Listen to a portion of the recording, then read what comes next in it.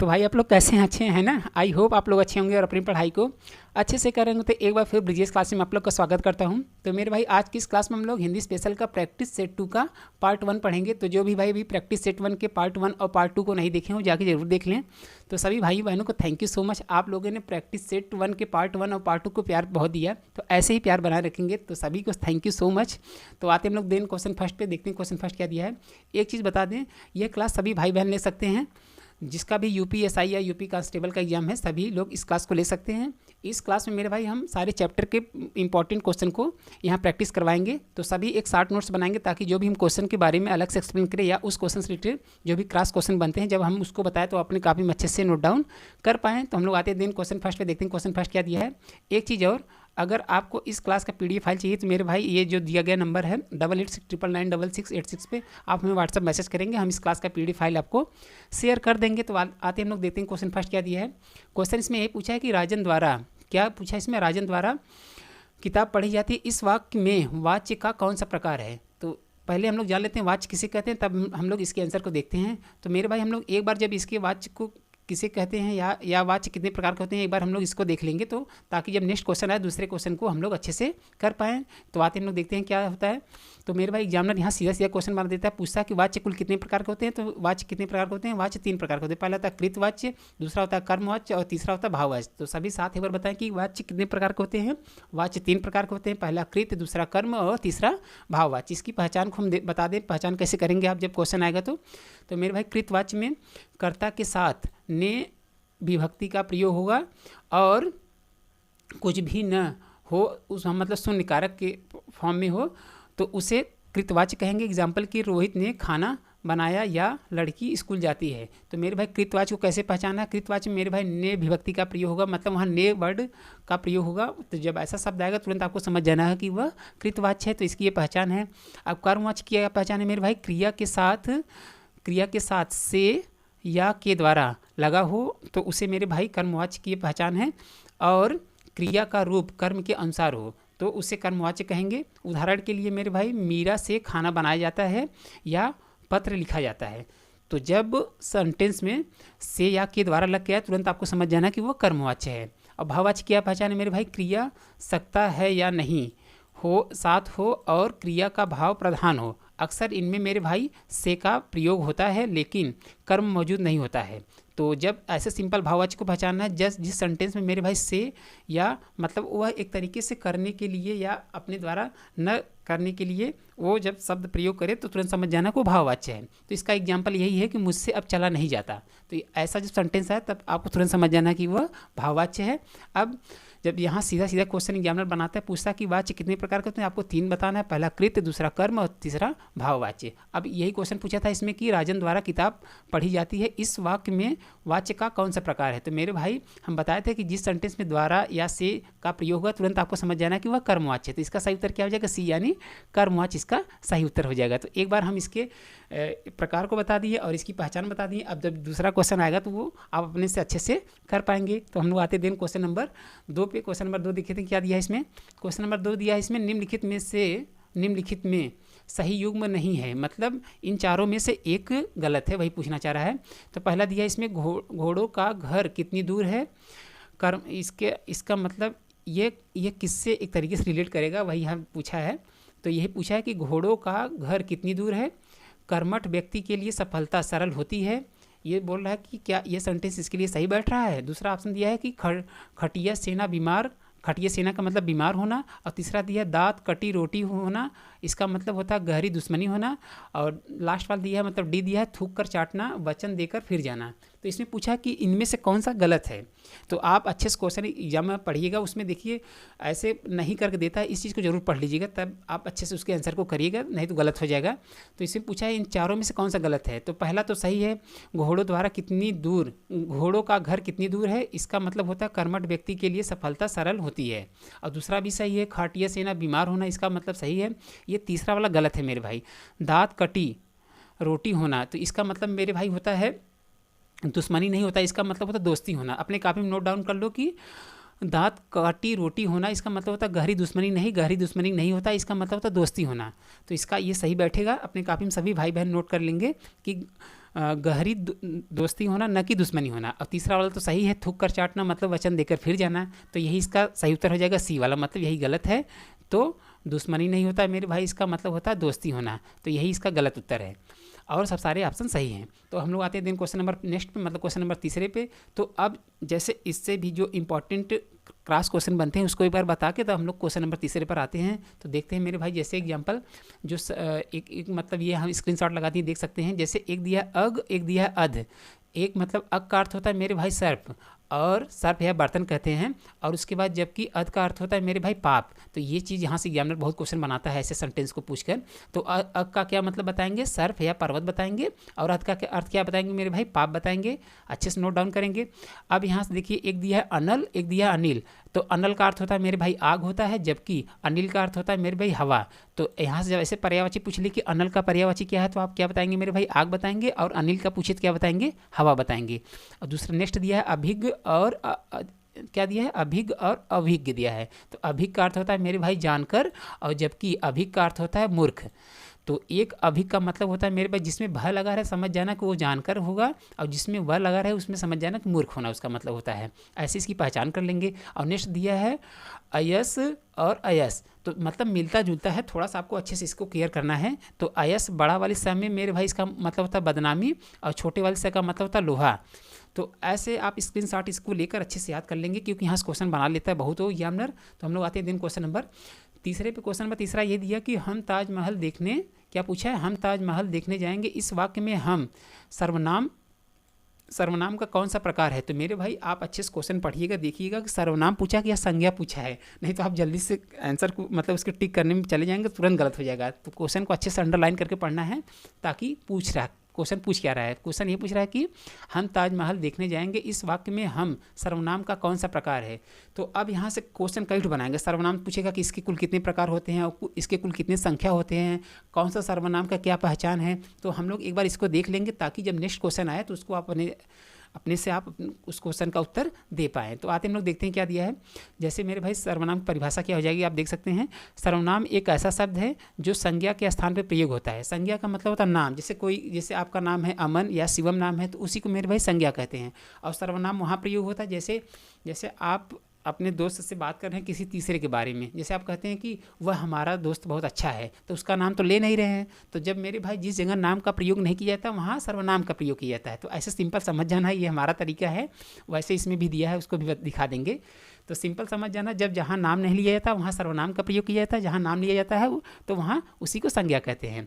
तो यही इसका परिभाषा दिया है कि सर्वनाम एक ऐसा शब्द है जो संज्ञा के स्थान पर प्रयोग किया जाता है। ठीक है, अर्थात जब तक संज्ञा का प्रयोग या उल्लेख न किया गया हो तब तक उसका प्रयोग नहीं किया जाता, जैसे अभी कि हम बताए हैं।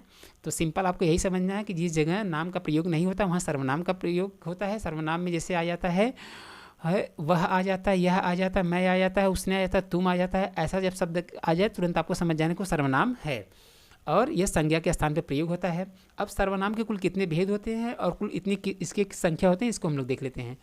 तो मेरे भाई सर्वनाम के कुल कितने भेद होते हैं, सर्वनाम के कुल आपके 6 भेद होते हैं। एग्जामिनर यहाँ सीधा सीधा क्वेश्चन बनाता है, और अगली बार यूपी कांस्टेबल में पूछा भी था कि सर्वनाम के कुल कितने भेद हैं। तो उसमें दे दिया था ऑप्शन, एक 7 दिया था, एक 6 दिया था, और एक 11 करके दिया था, ऐसे दिया था। हाँ, तो मेरे भाई सिंपल आपको बताना कि सर्वनाम के कुल 6 भेद होते हैं। पहला होता है पुरुषवाचक सर्वनाम, दूसरा होता है निश्चयवाचक सर्वनाम, तीसरा होता है अनिश्चयवाचक, और चौथा हो जाता है प्रश्नवाचक, और पांचवा हो जाता है संबंधवाचक, और छठा हो जाता है निजवाचक। तो सभी हमारे साथ एक बार बताएं कि सर्वनाम के कुल कितने प्रकार होते हैं। सर्वनाम के कुल 6 प्रकार होते हैं। पहला पुरुषवाचक, दूसरा निश्चय, तीसरा अनिश्चय, और चौथा प्रश्न, और पाँचवां संबंध, और छठवां निज। ये प्रकार हो गए। इनकी पहचान करना तो अभी हम दिखाई दे रहे हैं। जैसे जब निश्चयवाचक शब्द आएगा मेरे भाई, उसमें यह या वह का प्रयोग होगा शब्द का। अनिश्चयवाचक में कोई या कुछ करके प्रयोग होगा। प्रश्नवाचक में जैसे आप जब कोई किसी को प्रश्न करके पूछते हैं, मतलब किसी चीज़ के बारे में पूछते हैं, तो वहाँ प्रश्नवाचक होगा, उसमें कौन या क्या क्या प्रयोग होगा शब्द का। और संबंध में मेरे भाई जो और सो का प्रयोग होगा, और निज में आप, स्वयं और खुद का प्रयोग होगा। देखो यहाँ से दोनों चीज़ मिलता रहता है, जैसे ये उत्तम वाला और ये वाला थोड़ा मिलता जुलता रहता है। इसको अच्छे से भी बता दे रहे हैं, देख लेना। तो निज वाले में जब आप या स्वयं या खुद करके आए, समझ जाना कि वो निजवाचक सर्वनाम है। तो अब पुरुषवाचक के 3 भेद होते हैं। जब पूछे एग्जामिनर कि पुरुषवाचक के कुल कितने भेद होते हैं, कितना बताएंगे? 3 भेद बताएंगे, मतलब 3 प्रकार बताएंगे। पहला हो जाता है उत्तम हो जाता है, दूसरा हो जाता है मध्यम हो जाता है, तीसरा हो जाता है अन्य। अब इसका मतलब क्या होता है? उत्तम का मतलब होता है खुद, मैं या हम, और मध्यम का मतलब होता है मेरे भाई जो सामने वाला व्यक्ति होता है उसके लिए प्रयोग होता है। अन्य का मतलब होता है तीसरे के बारे में। जैसे आप 2 लोग बात कर रहे हैं, तीसरे के बारे में बात कर रहे हैं, अपने किसी तीसरे दोस्त के बारे में बात कर रहे हैं, उसे अन्य पुरुष कहेंगे। तो उत्तम की पहचान कैसे करेंगे मेरे भाई? मैं या हम शब्द का प्रयोग जब सेंटेंस होगा तो समझ जाना है कि वो उत्तम पुरुषवाचक का उत्तम है, और जब तू या तुम का प्रयोग होगा तो समझ जाना कि मध्यम है, और अन्य में मेरे भाई या तीसरे की बात होगी तो आप वहाँ समझ जाना कि वह अन्य पुरुषवाचक का अन्य भेद है। तो ये इसकी पहचान है। तो सभी भाई हमारे साथ ही बार बताएंगे कि पुरुषवाचक के कुल कितने प्रकार, मतलब कितने भेद होते हैं? 3 होते हैं, उत्तम, मध्यम और अन्य। और सर्वनाम के कुल कितने भेद होते हैं? 6 होते हैं, जो कि अभी मैं आपको बता दिए। आप क्वेश्चन यही पूछा था इसमें कि हम ताजमहल देखने जाएंगे, इस वाक्य में हम शब्द का कौन, हम क्या पूछा है? हाँ, पूछा है कि हम सर्वनाम का कौन सा प्रकार है। तभी हम आपको बता दिए थे कि हम, और देखो दिया था इसमें भी कि हम, मैं या शब्द आए तुरंत समझ जाना है कि वह मेरे भाई आपका पुरुषवाचक सर्वनाम है। निजवाचक में तो स्वयं आ जाता है, निश्चयवाचक में एक तरीके से उसका हो जाता है। निश्चयवाचक में जैसे यह मेरी पतंग है, तो ऐसा निश्चयवाचक सर्वनाम हो जाएगा। संबंधवाचक में जो सो आता है, तो अब बचा क्या? पुरुषवाचक सर्वनाम। तो इसका सही उत्तर क्या हो जाएगा मेरे भाई? डी, यानी पुरुषवाचक सर्वनाम इसका सही उत्तर हो जाएगा। तो ये इसकी ऐसे पहचान करके तब आप एग्जाम में क्वेश्चन को उसके उत्तर सही करिएगा। तो अब हम लोग आते हैं दिन क्वेश्चन नंबर नेक्स्ट पे, मतलब क्वेश्चन नंबर चौथे पे। क्वेश्चन नंबर चौथा देखते हैं क्या दिया है। इसका स्क्रीनशॉट ले लीजिएगा ताकि आप इसको अच्छे से अपने कॉपी में नोट डाउन करके इसको याद कर लीजिएगा। तो आते हैं दिन क्वेश्चन नंबर चौथे पे। क्वेश्चन नंबर चौथा पूछा है, इनमें से कौन सी बोली, क्या पूछा है? इनमें से कौन सी बोली पश्चिमी हिंदी की बोली नहीं है? क्या पूछा? नहीं है। ये जरूर ध्यान देना, एग्जामिनर यहीं से क्वेश्चन घुमा, मतलब एक तरीके से जल्दी से, मतलब सोचता है कि स्टूडेंट है जो पढ़ेंगे नहीं वो जल्दी से उसके आंसर को टिक कर देंगे। तो इसमें पूछा कि नहीं है, 4 ऑप्शन, मतलब 3 ठो हैं और 1 ठो नहीं है। तो पहला क्या दिया है मेरे भाई? पहला दिया है कन्नौजी बोली, दूसरा दिया है बघेली बोली, और तीसरा दिया है ब्रज बोली, और चौथा दिया है बुंदेली बोली। तो इसमें पूछा है कि इनमें से कौन सी बोली पश्चिमी हिंदी की बोली नहीं है? तो मेरे भाई कन्नौजी पश्चिमी की होती है, ब्रज भी होती है, और आपकी बुंदेली भी होती है, और बघेली नहीं होती। बघेली मेरे भाई पूर्वी हिंदी की होती है। तो इसको अपने काफ़ी में नोट डाउन करो कि कन्नौजी बोली, ब्रज बोली और बुंदेली बोली ये आपका पश्चिमी हिंदी की बोली होती है, बट बघेली बोली नहीं होती, ये आपकी पूर्वी हिंदी की बोली होती है। तो इसका सही उत्तर क्या हो जाएगा? डी, यानी बघेली बोली इज इसका सही उत्तर हो जाएगा। तो बघेली जो होता है ये आपका पूर्वी हिंदी का होता है, जो कि अवध और छत्तीसगढ़ में ये इस शब्द का प्रयोग किया जाता है। और पश्चिम साइड मेरे भाई कन्नौजी बोली आता है, प्रयोग किया जाता है, ब्रज भाषा का प्रयोग किया जाता है, और बुंदेली भाषा का प्रयोग किया जाता है। तो ये इसका सही उत्तर क्या हो जाएगा? बघेली बोली इसका सही हो जाएगा। अब कुछ हम लोग इंपॉर्टेंट देख लेते हैं कौन सी भाषा कहाँ बोली जाती हैं, ताकि जब नेक्स्ट क्वेश्चन आए बोली संबंधित उसको हम लोग अच्छे से कर पाएँ। तो हम लोग एक बार देख लेते हैं। तो मेरे भाई एग्जामिनर यहाँ से क्वेश्चन सीधे सीधे बनाता है, पूछता है कि हिंदी की कुल कितनी बोलियाँ हैं? तो हिंदी की कुल कितनी बोलियाँ? 18 बोलियाँ होती हैं। कितनी होती हैं? हिंदी की कुल 18 बोलियाँ होती है, जिनमें 5 उपभाषाओं में बांटा गया है, जो कि पूर्वी पहला होता है, दूसरा होता है पश्चिमी, तीसरा होता है राजस्थानी, चौथा होता है बिहारी, और 5वां होता है पहाड़ी। तो सभी हमारे साथ एक बार बताएं कि कुल हिंदी की कुल कितनी बोली होती हैं?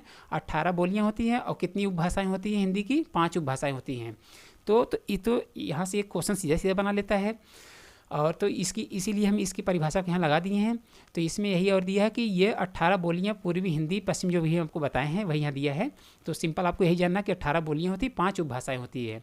और 5 उपभाषाएँ कौन कौन सी होती है? पूर्वी होता है, पूर्वी हिंदी में कौन कौन सी भाषा बोली जाती है? अवधी भाषा बोली जाती है, बघेली बोली जाती है, छत्तीसगढ़ी बोली जाती है। तो कौन कौन सी पूर्वी हिंदी में बोली जाती है भाषा मेरे भाई? अवधी, बघेली और छत्तीसगढ़ी। और पश्चिम में कौन कौन सी भाषा आती है? खड़ी बोली आता है, ब्रज आता है, कन्नौजी आता है, बुंदेली आता है, हरियाणवी आता है। हरियाणवी देखो बांगुर भी कहते हैं। एग्जामिनर यहाँ से पूछेगा कि हरियाणवी भाषा को और किस नाम से जानते हैं? तो आप क्या बताएंगे? बांगुर के नाम से बताएंगे। राजस्थान में कौन कौन सी बोली जाती है मेरे भाई? मेवाती बोली जाती है, मालवी बोली जाती है, हाड़ौती बोली जाती है, मारवाड़ी बोली जाती है, जयपुरी बोली जाती है। जयपुरी को ढूढ़ाड़ी कहते हैं। अगली बार ये क्वेश्चन पूछा था या यूपी कांस्टेबल में कि जयपुरी भाषा को और किस नाम से जानते हैं? तो जयपुरी भाषा को मेरे भाई ढूढ़ाड़ी भाषा के नाम से भी जानते हैं। तो इसको अपने काफी नोट डाउन कर लेना। तो राजस्थान में कौन कौन सी भाषा बोली जाती है? मेवाती, मालवी, हाड़ौती, मारवाड़ी, जयपुरी और ढूढ़ाड़ी। अब बिहार में कौन कौन सी भाषा बोली जाती है? भाई मैथिली बोला जाता है, भोजपुरी बोला जाता है, मगही बोला जाता है। तो बिहार में आपके 3 भाषा का प्रयोग किया जाता है, मैथिली, भोजपुरी और मगही। पहाड़ी कौन कौन सी भाषा का प्रयोग किया जाता है मेरे भाई? गढ़वाली का प्रयोग किया जाता है, कुमाऊनी का प्रयोग किया जाता है। तो पहाड़ी में 2 भाषाएं केवल है, गढ़वाली और कुमाऊनी है। तो इसका सभी भाई स्क्रीनशॉट लेकर अच्छे से याद कर लेंगे, क्योंकि यहाँ से क्वेश्चन वो एक जरूर पूछ लेता है। तो इसकी टोटल बोली पूछे तो आप 18 बताएंगे। इसकी 5 बोलियाँ हैं, जो कि पूर्वी होता है, पश्चिमी होता है, राजस्थानी, बिहारी और पहाड़ी। तब यही क्वेश्चन इसमें पूछा था कि इनमें से कौन सी बोली पश्चिमी हिंदी की बोली नहीं है। तो पश्चिमी हिंदी की बघेली नहीं है, तो पश्चिमी हिंदी का बघेली नहीं है, क्योंकि ये पूर्वी हिंदी के अंतर्गत आता है। और कन्नौजी, ब्रज और बुंदेली आपके पश्चिमी के अंतर्गत आते हैं। तो इसका सही उत्तर यही हो जाएगा बी यानी। अब हम लोग आते हैं क्वेश्चन नंबर 5 में। क्वेश्चन नंबर 5 देखते हैं क्या दिया है, सॉरी क्वेश्चन नंबर 4। हाँ, क्वेश्चन नंबर 4 दिया है, निम्नलिखित में से कौन सा शुद्ध नहीं है, मतलब गलत है। देखो ऐसे ही क्वेश्चन बजा के पूछेगा, इसलिए हम ऐसे क्वेश्चन को बनाए भी हैं ताकि आप क्वेश्चन को अच्छे से अभी से प्रैक्टिस में लाएं कि कौन सा पूछ रहा है, नहीं है या है। इस चीज़ को आप प्रैक्टिस में लाएंगे तो एग्जाम में जाएंगे तब तुरंत आपके माइंड में क्लिक हो जाएगा कि पूछ क्या रहा है। तो पूछिए, पहला ऑप्शन इसमें दिया है गारो, मेघालय राज्य की बोली है। और दूसरा दिया है क्या भाई, दूसरा दिया है इसमें, ये तो सही है, गारो में मेघालय राज्य, ये जो गारो है, गारो बोली है, ये मेरे भाई मेघालय राज्य में बोली जाती है। और कोक बरोक ये त्रिपुरा के अधिकारी ऑफिशियल लैंग्वेज है मेरे भाई। और अपभ्रंश भाषा आर्य परिवार की भाषा, ये भी सही है। और जो डी वाला दिया है, केंद्रीय हिंदी संस्थान का मुख्यालय मुंबई में स्थित है, तो मेरे भाई मुंबई में स्थित नहीं है, ये आगरा में स्थित है। कहाँ स्थित है केंद्रीय हिंदी संस्था, ये मेरे भाई आपका आगरा में स्थित है, न कि मुंबई में स्थित है। सभी भाई अपने कॉपी में नोट डाउन करेंगे कि केंद्रीय हिंदी संस्था ये आपके आगरा में स्थित है। तो ये तो सही है, गारो मेघालय राज्य की बोली है। और कोक बरोक ये त्रिपुरा के आधिकारिक भाषा है, मतलब ऑफिशियल लैंग्वेज है। और भ्रंश की भाषा ये आर्य परिवार की भाषा के अंतर्गत आता है। तो ये भी सही है, और दूसरा भी सही है, तीसरा भी सही है। इसमें पूछा था कौन सा शुद्ध नहीं, मतलब गलत है, तो यही इसका सही उत्तर हो जाएगा। तो ये नहीं होगा। तो सभी भाई इसको काफ़ी अच्छे से नोट डाउन कर लेंगे। केंद्रीय हिंदी संस्थान का मुख्यालय कहाँ है, ये मेरे भाई आगरा में है, न कि मुंबई में। तो इसका सही उत्तर क्या हो जाएगा, डी। अब तो हम लोग जान लेते हैं इसका मुख्यालय कहाँ होता है, और ये इसके बारे में हम लोग डिटेल जान लेते हैं, हिंदी संस्थान किस जगह पे है, इसके बारे में हम लोग डिटेल एक बार देख लेते हैं, ताकि नेक्स्ट क्वेश्चन आए उसको हम लोग सही से कर पाएँ। तो देख सकते हैं मेरे भाई, हर स्टेट का अलग अलग एक ऑफिशियल लैंग्वेज होता है। जैसे एग्जाम्पल पहला हो जाता है आंध्र प्रदेश का ऑफिशियल लैंग्वेज का आधिकारिक भाषा क्या हो जाएगा, तेलुगु हो जाएगा। यहाँ से एक क्वेश्चन जरूर पूछेगा वो। अरुणाचल प्रदेश की कौन सी भाषा हो जाएगी, अंग्रेजी हो जाएगी। असम का क्या हो जाएगा मेरे भाई, असमिया हो जाएगा। बिहार का हिंदी, बिहार में देखो हिंदी भाषा ऑफिशियल लैंग्वेज है बिहार का। छत्तीसगढ़ का मेरे भाई हिंदी, छत्तीसगढ़ का भी हिंदी है। गोवा का कोंकणी और अंग्रेजी है। गुजरात का मेरे भाई गुजराती है। और हरियाणा का ऑफिशियल लैंग्वेज हिंदी है। हिमाचल प्रदेश का भी हिंदी है। झारखंड का भी हिंदी है। और कर्नाटक का कन्नड़ है। केरल का मेरे भाई मलयालम है, मलयालम लैंग्वेज है ऑफिशियल। मध्य प्रदेश का मेरे भाई हिंदी है। इसको हिंदी वाला तो अच्छे से याद रखना, क्योंकि यहाँ से इसमें से 100 जरूर पूछेगा वो। महाराष्ट्र का मेरे भाई मराठी हो जाता है ऑफिशियल लैंग्वेज। मणिपुर का मणिपुरी हो जाता है, ये तो सिंपल है, याद कर लेना। मिजोरम का मेरे भाई मिजो हो जाता है। नागालैंड का मेरे भाई अंग्रेजी हो जाता है। और उड़ीसा का उड़िया हो जाता है। पंजाब का पंजाबी होता है, ये भी आपको पता होगा। राजस्थान का भी मेरे भाई हिंदी है, हिंदी वाला तो अच्छे से याद रखना है। और सिक्किम का मेरे भाई अंग्रेजी और नेपाली सिक्किम हो जाता है। तमिलनाडु का तमिल हो जाता है, तो पता ही है। तेलंगाना का भी तेलंगाना का तेलुगु हो जाता है। त्रिपुरा के मेरे भाई ये वाला पूछा था अगली बार, त्रिपुरा का ऑफिशियल लैंग्वेज क्या है मेरे भाई, बंगाली है और अंग्रेजी है। कोक बरोक है, जो कि भी हम आपको बताएं। उत्तर प्रदेश का तो आपको पता ही है, ये पता भी होना चाहिए, ये हिंदी है। और उत्तराखंड का भी हिंदी है, क्योंकि अपने ये उत्तर प्रदेश से ही अलग हुआ उत्तराखंड, तो इसका भी हिंदी है। और पश्चिम बंगाल का मेरे भाई बंगाली और अंग्रेजी है। तो हिंदी वाला आपको अच्छे से याद रखना है किसका किसका हो जाता है। एक बार वापस से हम लोग देख लेते हैं। बिहार का हिंदी है। छत्तीसगढ़ का हिंदी है। हरियाणा का हिंदी है। हिमाचल प्रदेश का हिंदी है। और झारखंड का भी हिंदी है। और मध्य प्रदेश का हिंदी है। और उसके बाद कहाँ हो जाता है मेरे भाई, राजस्थान का भी हिंदी हो जाता है। और उसके बाद उत्तर प्रदेश का तो है ही, और उत्तराखंड का भी है। तो हिंदी वाले को अच्छे से याद रखना है। तो इसका सही उत्तर अभी क्या हो जाएगा, इसका सही उत्तर डी वाला हो जाएगा। मतलब केंद्रीय हिंदी संस्थान ये आपका मुंबई में नहीं है, ये आपका आगरा में है। अच्छे से सभी भाई अपने कॉपी में नोट डाउन कर लेंगे। तो हम लोग आते हैं दिन क्वेश्चन नंबर 5 और देखते हैं क्वेश्चन नंबर 5 में क्या दिया है। तो एक चीज़ और सभी भाई से एक छोटी सी रिक्वेस्ट है, जो भी भाई या बहन पहली बार इस क्लास को पहली बार देख रहे हैं, अभी तक आप लोग चैनल को सब्सक्राइब नहीं किए, चैनल को सब्सक्राइब जरूर कर लीजिएगा, ताकि कोई भी अपडेट से आपको इन्फॉर्म हो सके। तो सभी भाई बहन आप लोग ने हिंदी जो प्रैक्टिस सेट 1 का पार्ट 1 और पार्ट 2 हम अपलोड किए थे, उसको आप बहुत प्यार दिए। और आप कमेंट सेक्शन में बताए भी क्वेश्चन कैसा है, कैसा क्लास है। ये चीज़ को आप इस प्रैक्टिस सेट के बारे में भी बता दीजिएगा एक कमेंट करके, कि हम ताकि नेक्स्ट क्लास में हम उस क्वेश्चन मतलब इस क्वेश्चन के लेवल को बढ़ा पाएँ। तो आते हैं हम लोग दिन क्वेश्चन नंबर 5 में देखते हैं। क्वेश्चन 5 में क्या दिया है, मतलब क्वेश्चन नंबर 6वां, चौथा हो गया क्या भाई, चौथा हो गया ना, अच्छा, पाँचवा भी छूटा है, इसके नीचे होगा, उसको दिखा दे रहे हैं। तो ये सीरियल नंबर चेंज हुआ, वैसे ही पाँचवा ही है, हमें लग रहा है पाँचवा ही है। तो पाँचवा ही पूछा है कि निम्न में से कौन सा तद्भव नहीं है। तो तद्भव का क्या मतलब होता है मेरे भाई? तद्भव का मतलब होता है हिंदी, और तत्सम का मतलब होता है संस्कृत। तो अच्छे से याद रखना कि तद्भव जब पूछे तो समझ जाना कोई हिंदी का वर्ड पूछ रहा है, तत्सम पूछे तो समझ जाना संस्कृत का वर्ड है। तो एक बार हम लोग देख लेते हैं तद्भव तत्सम किसे कहते हैं, उसके बाद हम लोग इसके आंसर पर आते हैं। तो 1 मिनट पानी पी ले थोड़ा।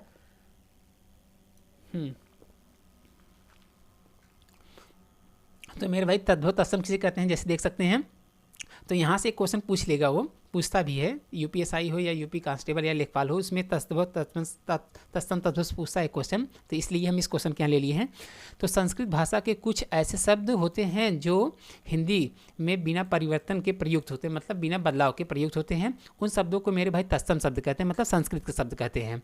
जबकि संस्कृत भाषा के ऐसे शब्द जिनमें थोड़ा सा परिवर्तन करके हिंदी में प्रयुक्त किया जाता है, तो मेरे भाई उन्हें तद्भव शब्द कहते हैं। तो सीधा सीधा यही समझना कि तत्सम का मतलब संस्कृत और तद्भव का मतलब हिंदी।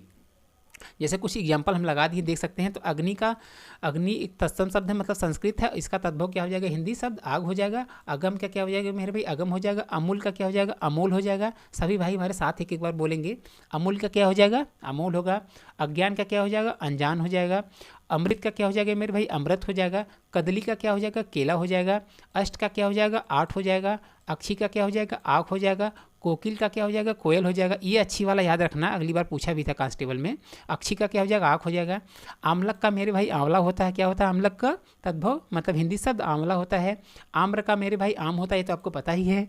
आसरा का क्या होता है मेरे भाई? आसरा होता है। कूप का ये याद रखना, कूप वाला, इसका कुआं होता है। आलस का मेरे भाई आलस होता है। गर्दभ का मेरे भाई होता है गधा होता है। इसको मेरे भाई एक तरीके से वैशाख नंदन भी बोलते हैं। गधा के ये पर्यायवाची है वैशाख नंदन, इसको याद रखना। और तो ये इंपॉर्टेंट कुछ तद्भव तत्सम थे, और किसको क्या कहते हैं इसके बारे में बता दिए। अब क्वेश्चन ये पूछा था कि निम्नलिखित में से कौन सा तद्भव नहीं है, मतलब पूछ रहा है कि इनमें से कौन सा एक संस्कृत का शब्द है, और 3 ऐसे होंगे जो कि वो आपके हिंदी के शब्द होंगे। तो तद्भव नहीं है। तो ये ग्रंथि, पहला दिया खोपड़ी, दूसरा दिया ग्रंथि, तीसरा दिया गोसाई, और चौथा दिया गाजर। तो मेरे भाई ये जो ग्रंथि वाला शब्द है, ये आपका संस्कृत शब्द है, न कि ये हिंदी का शब्द है। तो इसका सही उत्तर क्या हो जाएगा? बी, यानी ग्रंथि इसका सही उत्तर हो जाएगा। तो ग्रंथि आपका एक तरीके से मेरे भाई ये आपका संस्कृत का शब्द है, न कि हिंदी का है। तो वही पूछा था कि इसमें तद्भव नहीं है, मतलब वो एक तरीके से तत्सम है। तो यही इसका सही उत्तर हो जाएगा। ग्रंथि का मतलब होता है मेरे भाई गांठ। अपनी कॉपी में नोट डाउन करो कि ग्रंथि को हिंदी में बोलते हैं गांठ, और खोपड़ी का संस्कृत शब्द हो जाएगा आई थिंक खरपर हो जाएगा। हाँ, खरपर। खोपड़ी को संस्कृत में खरपर कहते हैं, और ग्रंथि को मेरे भाई, ग्रंथि को हिंदी में गांठ कहते हैं, और गोसाई को संस्कृत में मेरे भाई गोस्वामी कहते हैं। क्या कहते हैं? गोसाई को गोस्वामी कहते हैं। और गाजर को मेरे भाई क्या कहते हैं? ग्रजर। हाँ, क्या कहते हैं यार? याद था ग्रजन। हाँ, ग्रजन होता है, ग्रजन। तो गाजर को संस्कृत में ग्रजन कहते हैं। तो एक बार वापस से बता दे रहे हैं, सभी लोग नोट डाउन कर लेंगे। खोपड़ी को खरपर कहते हैं, और ग्रंथि तो संस्कृत है ही, इसका हिंदी हो जाएगा गांठ हो जाएगा। और गोसाई को संस्कृत में क्या कहते हैं? गोस्वामी कहते हैं। और गाजर को मेरे भाई क्या कहते हैं? ग्रजन कहते हैं। तो ये इसके बारे में डिटेल था, और इसका उत्तर क्या हो जाएगा? बी, यानी ग्रंथि हो जाएगा। तो तद्भव तत्सम किसे कहते हैं, इसको अच्छे से याद कर लेना स्क्रीनशॉट लेके। तो हम लोग आते हैं क्वेश्चन नंबर नेक्स्ट, मतलब क्वेश्चन नंबर अब 6वें पे आते हैं। तो जैसे वो देखो, थोड़ा सा वो क्वेश्चन नंबर टाइपिंग मिस्टेक हो गया था, बट वो 5वां ही था। अब क्वेश्चन नंबर 6वां ये पूछा कि व्यष्टि का विलोम शब्द है।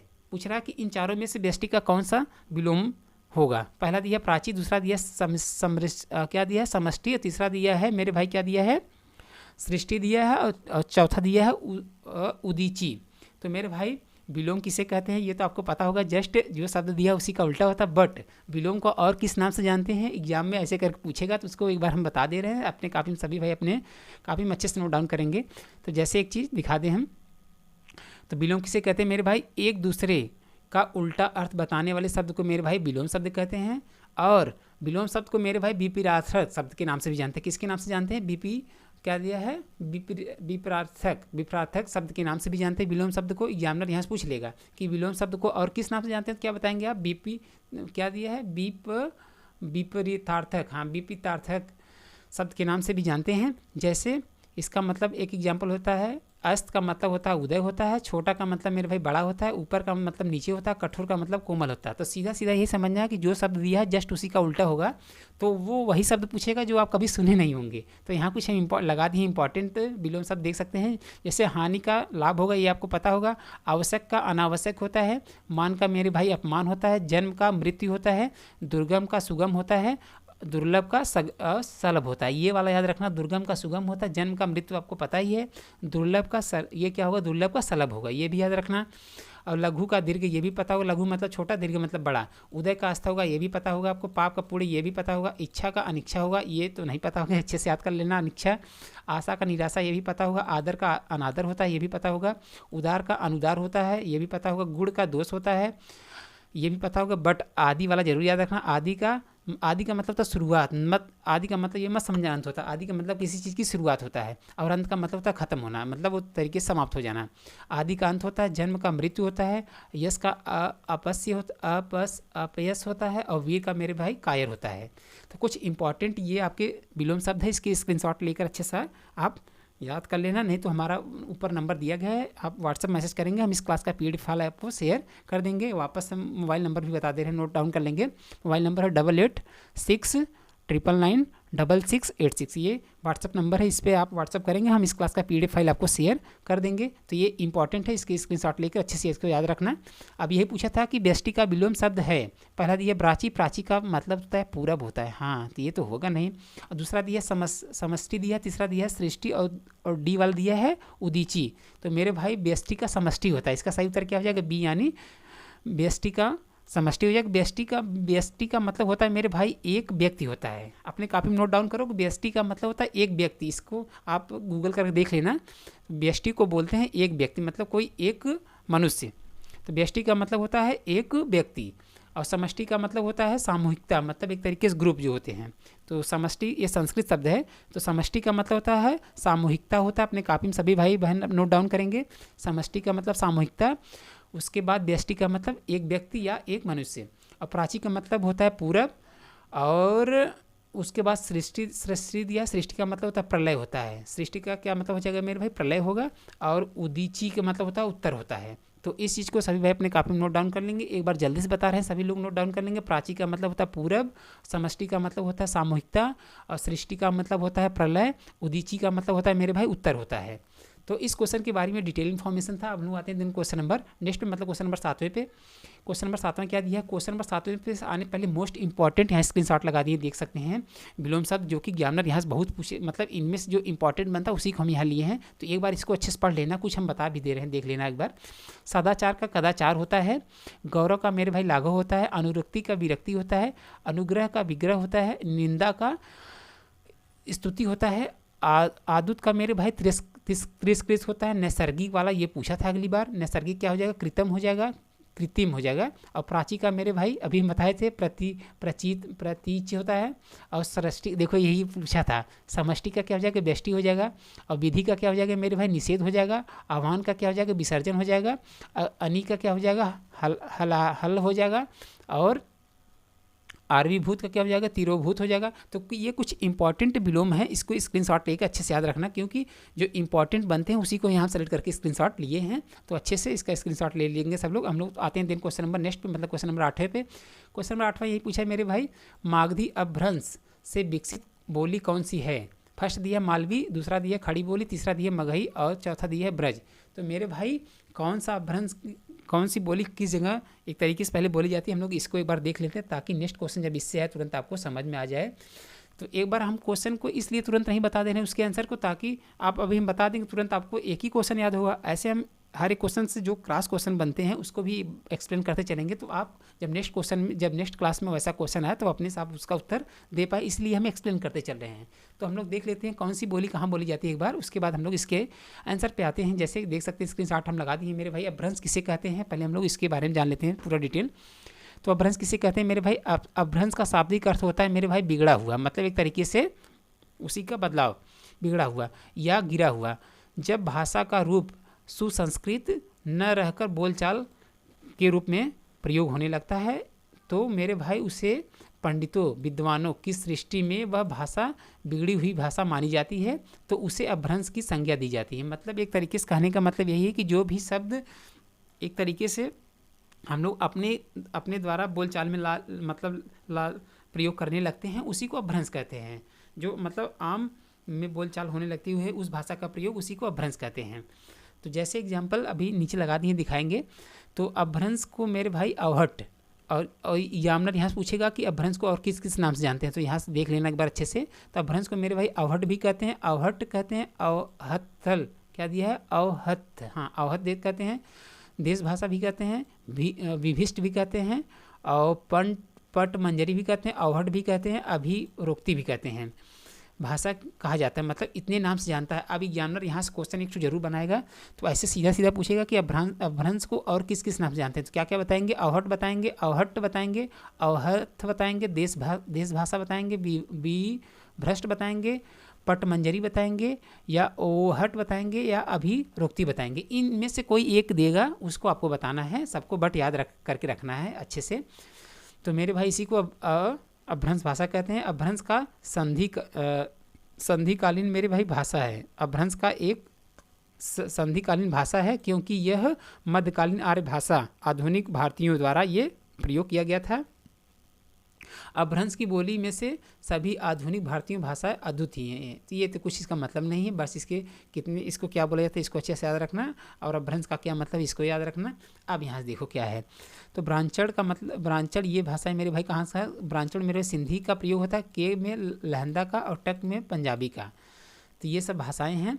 और महाराष्ट्र में मेरे भाई मराठी का, जो कि आचार दंडी ने महाराष्ट्री को प्रकृत करने के लिए ये इस भाषा को प्रयोग किया था। और सौरसेनी का प्रयोग कहाँ होता है मेरे भाई, पश्चिमी हिंदी में, ब्रज में, खड़ी बोली, बांगुर, कन्नौजी, बुंदेली, राजस्थानी में सौरसेनी भाषा का प्रयोग होता है। मतलब सौरसेनी के अंतर्गत ये सब भाषाएँ आती हैं। मेवाती आता है, मारवाड़ी आता है, जयपुरी आता है, गुजराती आता है, इस सौरसेनी के अंतर्गत आता है। ब्रांचड़ के अंतर्गत मेरे भाई सिंधी आता है, के लहंदा आता है, टक के अंदर पंजाबी आता है, और खस के अंतर्गत पहाड़ी हिंदी आता है। इसको अच्छे से याद रखना, जो कि भी बताया था गढ़वाली भाषा आती है, वो तो इसमें इसके यहाँ मतलब भाषा प्रयोग होती है, बट खस के अंतर्गत ये वाली भाषा आती है। अर्धमागधी के अंतर्गत पूर्वी हिंदी आता है, और अवधी बघेली छत्तीसगढ़ आते हैं, और मागधी के अंतर्गत बिहारी आता है, भोजपुरी, मैथिली, मगही, बांग्ला, असमिया, उड़िया। तो ये इंपॉर्टेंट कुछ भाषाएं जहाँ जहाँ प्रयोग होती हैं और किसके अंडर में आता है उसको हम लगा दिए हैं। अच्छे से इसको याद रखना। एक बार जल्दी से वापस सभी हमारे साथ बताएं। ब्रांचड़ ये किसके अंतर्गत, ब्रांचड़ के अंतर्गत क्या आता है, सिंधी आता है, के अंतर्गत क्या आता है, लहंदा आता है, टक के अंतर्गत क्या आता है, पंजाबी आता है, और महाराष्ट्री तो पता ही है, मराठी। सौरसेनी के अंतर्गत क्या कहता है, पश्चिमी आता है, ब्रज आता है, खड़ी आता है, बांगुर आता है, कन्नौजी आता है, बुंदेली आता है। राजस्थानी के अंतर्गत क्या आता है मेरे भाई, मेवाती आता है, मारवाड़ी आता है, मालवी आता है, जयपुरी आता है, गुजराती आता है। ये तो सौरसेनी के अंतर्गत आ गया। खस के अंतर्गत एक ही आता है, पहाड़ी हिंदी आता है।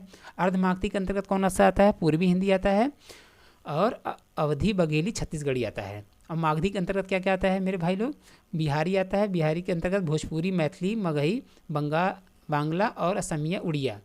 तो ये सब इनकी इसी भाषा के अंतर्गत आते हैं। तो ये कुछ इंपॉर्टेंट अपभ्रंश से इंपॉर्टेंट इन्फॉर्मेशन थे।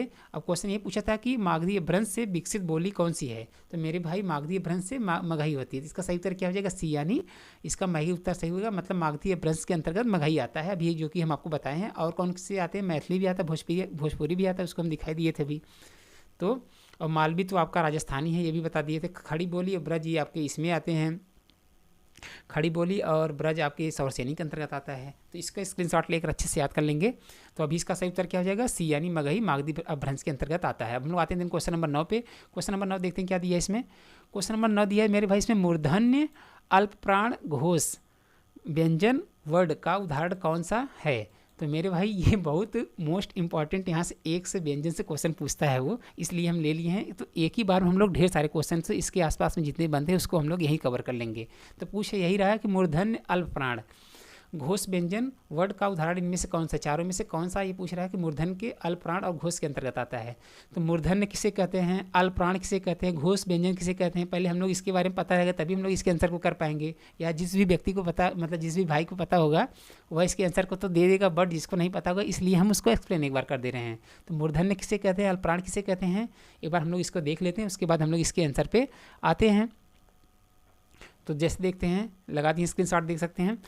तो मेरे भाई ये जो होता है आपका, ये 25 स्वर होते मतलब व्यंजन होते हैं और 11 आपके स्वर होते हैं। जो आ ई होते हैं उसे मेरे भाई स्वर बोलते हैं, और जो क से लेकर आपका ज्ञ तक होता है उसे मेरे भाई व्यंजन बोलते हैं। तो एग्जामिनर सीधा सीधा पूछेगा कि व्यंजन कुल कितने होते हैं, आप बताएंगे 25, कितना बताएंगे 25 बताएंगे, और स्वर पूछे तो कितना बताएंगे 11 बताएंगे, जो कि आ ई जो होता है उसी को स्वर कहते हैं। तो इसके बारे में तो ये था। अब किसको अल्पप्राण और किसको महाप्राण या किसको घोष या सघोष कहते हैं, इसको हम लोग एक बार देख लेंगे ट्रिक के माध्यम से।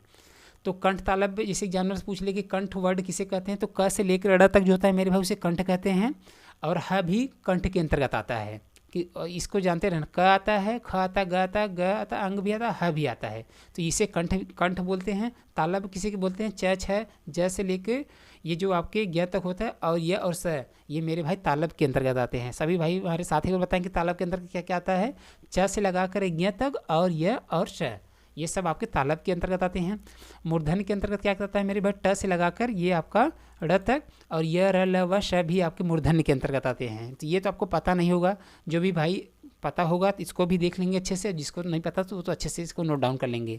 तो मूर्धन्य के अंतर्गत क्या क्या आता है, ट से लेकर ढ तक आता है, और ड आता है, र आता है, ल आता है, श भी आता है। और दंत के अंतर्गत क्या आता है, तस लगा के आपके न तक आता है, और ल और स ये भी आपके दंत के अंतर्गत आते हैं। इसको बोल के भी आप पहचान सकते हो। देखो त थ द जब आप बोल रहे हो तो एक तरीके से हम लोग का जो ये टीथ है मतलब दांत है वो एक तरीके से और जीभ से टच हो रहा है, तो उसी को दंत कहेंगे। बोल कर भी आप उस वर्ड को पहचान लेना। ओष्ठ किसे कहते हैं मेरे भाई, प से लेके जो भ तक होता है उसे ओष्ठ कहते हैं, और इसमें म भी आता है, व भी आता है, ये ओष्ठ के अंतर्गत आते हैं। ये तो आपका एक तरीके से कंठ और तालव्य, मूर्धन्य और दंत ओष्ठ की पहचान करने के लिए हम बता दिए। अब देखो हर एक मतलब हर एक ध्वनि का मतलब हर एक तरीके से क्या बोल सकते हैं यार इसको, वर्ग का अल्प प्राण किसे मतलब कौन सा अल्प प्राण कौन सा शब्द मतलब अल्प के अंतर्गत आता है, कौन सा महाप्राण के अंतर्गत आता है, इसको एक बार दिखा दें। देखो जैसे हर एक वर्ग का मतलब कंठ हो या तालव्य या मूर्धन्य हो, सब वर्ग का पहला वर्ड जो होता है मेरे भाई उसे अल्प प्राण कहते हैं। देख लो अच्छे से। तो हर एक ध्वनि मतलब हर एक ध्वनि के वर्ग को पहला अक्षर जो होता है उसे अल्प प्राण कहते हैं। ये अघोष के अंतर्गत आता है। देखो अच्छे से यहाँ लगा दी है, देख सकते हैं। तो ये अघोष के अंतर्गत आता है, पहला वाला, पहला दूसरा अघोष के अंतर्गत आता है। ये बोलने में कम समय, देखो अघोष का मतलब था जो शब्द बोलने में कम समय लगे या कम दम लगे अंदर से, उसे अघोष कहते हैं। जैसे क और ख देखो बोलने में बहुत हल्का अंदर से सांस निकल रहा है, तो उसी को अघोष कहेंगे। अघोष का मतलब होता है कम, और सघोष का मतलब होता है ज़्यादा। जैसे ग और घ बोल रहे हो तो लग रहा है ज़्यादा अंदर से ना घर्षण बोलने में मतलब ज़्यादा सांस लेनी पड़ रही है, तो उसी को सघोष कहेंगे। ये इसकी पहचान है। तो हर एक वर्ग का मेरे भाई पहला और दूसरा जो होता है वो अघोष होता है, और पहला अल्प प्राण होता है, दूसरा महाप्राण होता है। तो ये पहला अल्प प्राण महाप्राण कैसे पहचान करेंगे, जो पहला वर्ग होगा वो अल्प प्राण होगा, दूसरा होगा जो होगा महाप्राण होगा। फिर आपका यही सेम चीज़ जैसे रिपीट होता रहेगा। तो फिर वापस तीसरा अल्प प्राण, उसके बाद फिर चौथा महाप्राण, फिर अल्प प्राण, फिर अल्प प्राण, फिर महाप्राण। तो ये तो इसकी पहचान हो गई। तो अब ये सीधा सीधा समझना कि अघोष पहला दूसरा होता है, सघोष आपका दूसरा तीसरा चौथा होता है। तो ये जो होता है सघोष तीसरा चौथा होता है, अघोष आपका पहला और दूसरा होता है। अब यहाँ आ जाओ, अनुनासिक के अंतर्गत क्या आता है, अड़ा आता है, अंग्या आता है, न मतलब हर एक वर्ग का पांचवा अक्षर जो होता है वो अनुनासिक होता है। ये भी क्वेश्चन अभी लेके आएंगे, हम लिए हैं इसमें। तो अनुनासिक शब्द पर जब पूछे कि इनमें से कौन सा अनुनासिक शब्द, क्या बताएंगे मेरे भाई, अड़ा बताएंगे, अंग्या बताएंगे, अड़ा बताएंगे, न बताएंगे, मस, ये सब अनुनासिक के अंतर्गत आएगा।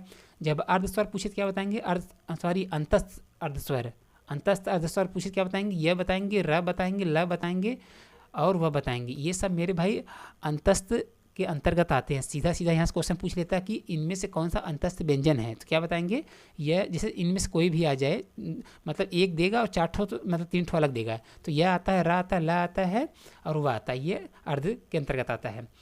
और मेरे भाई उसमें के अंतर्गत क्या आता है, ये बड़ा वाला सा आता है, फिर ये वाला सा, और ये आपका छोटा वाला सा है। ये सब तीनों मेरे भाई उसमें के अंतर्गत आते हैं। और ये ह जो होता है ये आपका महाप्राण होता है, जो कि इसे कंठ के अंतर्गत रखा गया है। अब क्वेश्चन ये पूछा था कि मूर्धन्य इनमें से कौन सा है, तो मेरे मूर्धन्य इनमें से कौन सा होता है मेरे भाई, मूर्धन्य देखो इसमें कौन सा मूर्धन्य, तो ये वाला लाइन है। अब इसमें पूछा था क्या मेरे भाई, सघोष पूछा था, सॉरी क्या पूछा था, अल्प प्राण पूछा था, अघोष पूछा था। तो क्या हो जाएगा, देखो यही वाला होगा, ड वाला होगा। तो इसका सही उत्तर क्या हो जाएगा, बी, यानी ये ड, ये आपका मेरे भाई मूर्धन्य के अंतर्गत भी है, अल्प प्राण भी है, घोष भी है। तो इसका सही उत्तर क्या हो जाएगा, ड हो जाएगा। देखो इस डीप करके क्वेश्चन मतलब अगली बार पूछा था, तो उसको हम यहाँ से बना के लिए हैं ताकि अब यहाँ सारा क्वेश्चन आपका रिपीट हो गया होगा। तो इसका स्क्रीनशॉट लेके सभी भाई अच्छे से इसको लर्न कर लेंगे ताकि जब नेक्स्ट क्वेश्चन आए उसको अच्छे से अपने से कर पाएँ। और तो पहला तो ये वाला ट वाला तो मूर्धन्य होता है, बता दिए, ट से लेकर ड़ तक। और भ वाला तो ओष्ठ होता है, व तक। और ये ध वाला दंत होता है, छ वाला, ये सब दंत के अंतर्गत आते हैं। अब हम लोग आते हैं क्वेश्चन नंबर 10 पे। क्वेश्चन नंबर 10 को देखते हैं क्या दिया है।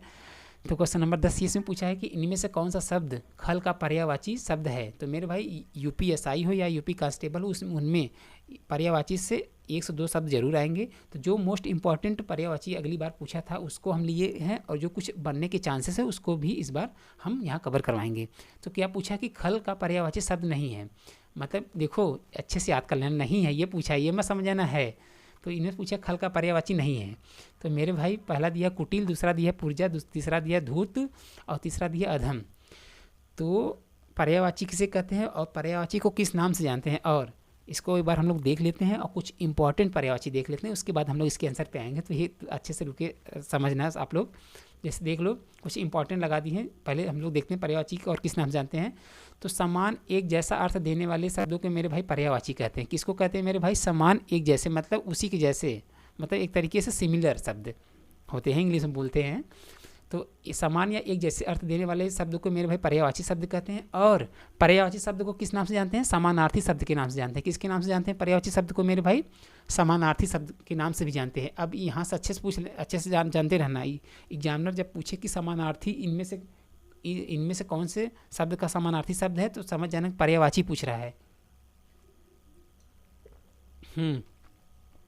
तो ये तो इसके परिभाषा हो गए और किसको क्या बोलते हैं इसके बारे में बता दिए। अब कुछ इंपॉर्टेंट हम यहाँ पर्यायवाची लगा दिए हैं। तो इसको हम हर बार लेके आ रहे हैं क्योंकि ये इंपॉर्टेंट है, इसलिए हम इसको हर बार इस पर्यायवाची के ले आ रहे हैं, क्योंकि यहाँ से एक क्वेश्चन बना लेगा एग्जामिनर। तो हवा का पर्यायवाची क्या हो जाएगा मेरे भाई, पवन होगा, वायु होगा, समीर होगा, वात होगा, बयार होगा, प्रकंपन होगा, समी होगा। ये आपके हवा के पर्यायवाची सभी भाई हमारे साथ ही बताएं कि हवा का क्या क्या पर्यायवाची हो जाएगा। पवन आपको पता है, वायु भी पता होगा, हमें जहाँ तक ये लगा पता है, बट नए भाई को नहीं पता होगा तो देख लेंगे अच्छे से। समीर होगा, वात होगा, बयार होगा, प्रकंप होगा और समी भी होगा। ये हवा का पर्यायवाची। घर का पर्यायवाची क्या हो जाता है मेरे भाई, घर का पर्यायवाची गृह होता है, सदन होता है, आवास होता है, आलय होता है, गेय होता है, निवास होता है, निलय होता है, मंदिर होता है। इंपॉर्टेंट है। अमृत का क्या हो जाएगा मेरे भाई, सुधा होता है, सोम होता है, पीयूष होता है, अमी होता है, जीवनोदक होता है, जीवनोदक होता है, जीवनोदक। अब अग्नि का क्या पर्यायवाची है मेरे भाई, आग होता है, अनल होता है, पावक होता है, वाही होता है। देखो अनिल का मतलब होता है हवा वाला, और ये अग्नि का है मतलब आग का है अनल, अच्छे से याद रखना। अश्व का क्या होता है मेरे भाई, घोड़ा होता है होता है, तुंग होता है, वाजी होता है, घोटक होता है, सैंधव होता है, तुरंग होता है। वापस से बताएंगे अश्व का क्योंकि पूछता बहुत है एग्जामिनर। घोड़ा बताएंगे है, तुंग है, वाजी है, घोटक है, सैंधव है, तुरंग है। और आकाश का क्या हो जाता है मेरे भाई, गगन होता है, नभ होता है, आसमान होता है, व्योम होता है, अंबर होता है, ध्रुव होता है, अंतरिक्ष होता है, अनंत होता है। तो वापस सभी भाई बताएं आकाश का क्या होगा, गगन होगा, नभ होगा, आसमान होगा, सोम होगा, व्योम होगा, अंबर होगा, ध्रुव होगा, अंतरिक्ष होगा, अनंत होगा। आँख का क्या हो जाएगा, नेत्र होगा, दृग होगा, नयन होगा, लोचन होगा, चक्षु होगा, अक्षी होगा, अम्बक होगा, दृष्टि होगा, विलोचन होगा। ये तो आँख का हो जाएगा। जल का तो आपको पता ही है, जैसे वारी होगा, पानी होगा, नीर होगा, सलील होगा, तुय होगा, उदक होगा, अम्बु होगा, जीवन होगा, पय होगा, ये वाला देखो इंपॉर्टेंट है, पय होगा, अमृत होगा, मेघ, पुष्प होगा। ये थे आपके जल के पर्यायवाची को। नदी का क्या हो जाएगा, नदी वाला भी बहुत पूछता है एग्जामिनर, तो इसको भी याद रखना। नदी का क्या हो जाएगा, सरिता होगा, तटनी होगा, तरंगड़ी होगा और निर्झड़ी होगा, अपंगा होगा, निम्नगा होगा और कूलंकसा होगा। पवन का क्या हो जाएगा, वायु होगा, समीर होगा और हवा होगा, अनिल होगा। देखो ये वाला बताए थे ना, अनल जो होगा वो आग का होगा और अनिल जो होगा वो हवा का होगा। तो ये कुछ मोस्ट इंपॉर्टेंट पर्यायवाची थे, इसको अपने कापी में सभी नोट डाउन अच्छे से कर लेंगे। अब क्वेश्चन ये पूछ रहा था इसमें से, ये भी इंपॉर्टेंट कुछ है, इसको देख लेना अच्छे से। असुर का देखो क्या है, एक बार बता दे रहे हैं हम खुद ही। असुर का क्या हो जाएगा मेरे भाई, तमिचर होगा, निशाचर होगा, धनुज होगा, दानव होगा, दैत्य होगा, राक्षस होगा। ये आपका असुर का हो जाता है। अहंकार का क्या हो जाता है मेरे भाई, घमंड होता है, अभिमान होता है, दर्प होता है, दर्प मद होता है। और आतुर का क्या होता है मेरे भाई, बेचैन होता है, व्याकुल होता है, उद्विन होता है, आकुल होता है, व्यंग होता है। तो ये कुछ मोस्ट इंपॉर्टेंट पर्यायवाची, इसको अच्छे से याद रखना। ये दंत वाला भी याद रख लेना, दंत वाला बहुत पूछता है। दांत होगा और दर्शन होगा, द्विज होगा, रद होगा। ये वाला रद वाला अच्छे से याद रखना। देखो ये दांत का पर्यायवाची रद है, इसको अच्छे से याद रखना। नदी वाला बताई दिए। और ये तो बता दिए। ये गंगा वाला भी याद रख लो, ये भी बहुत पूछता है। भागीरथी होता है, त्रिपथगा होता है, मंदाकिनी होता है और सुरसरी होता है, ये गंगा का पर्यायवाची है। और गणेश का भी बहुत पूछता है, ये भी याद रखो। एक दंत होगा, गणपति होगा, गज वदन होगा और लंबोदर होगा, ये तो आपके गणेश का पर्यायवाची हो गया। अब हम लोग आते दिन क्वेश्चन नंबर इसको देख लेते हैं, इसके आंसर को। तो यही पूछा था कि इनमें से कौन सा शब्द खल का पर्यायवाची शब्द नहीं है। तो मेरे भाई कुटिल होता है, ये तो होता है। और पुर्जा तो नहीं होता, पुर्जा यार तो उसका पार्ट, पुर्जा का मतलब होता है जैसे किसी गाड़ी का पुर्जा, मतलब एक तरीके से पार्ट। जैसे हम लोग जाते हैं शॉप पे ना, दुकान पे लेने, हम लोग मतलब किसी गाड़ी से, मान लो टू व्हीलर है, तो जब आप कोई उसको सर्विस करवाने जाते हो तो उसमें जब कोई चीज़ घट जाता है तो बोलते हैं इसका पुर्जा लेकर आओ उस दुकान से। तो मेरे भाई ये तो पुर्जा ये उस चीज़ में यूज़ किया जाता है, ये तो होगा, यही हमें लग रहा है यही नहीं होगा, हाँ यही नहीं होगा। और धूर्त जो होगा मेरे भाई ये तो होता है खल का पर्यायवाची, अधम भी होता है खल का पर्यायवाची, बट पुर्जा नहीं होता। इसका सही उत्तर क्या हो जाएगा मेरे भाई, इसका सही उत्तर हो जाएगा बी, यानी पुर्जा नहीं होता, कुटिल और धूर्त अधम होता है।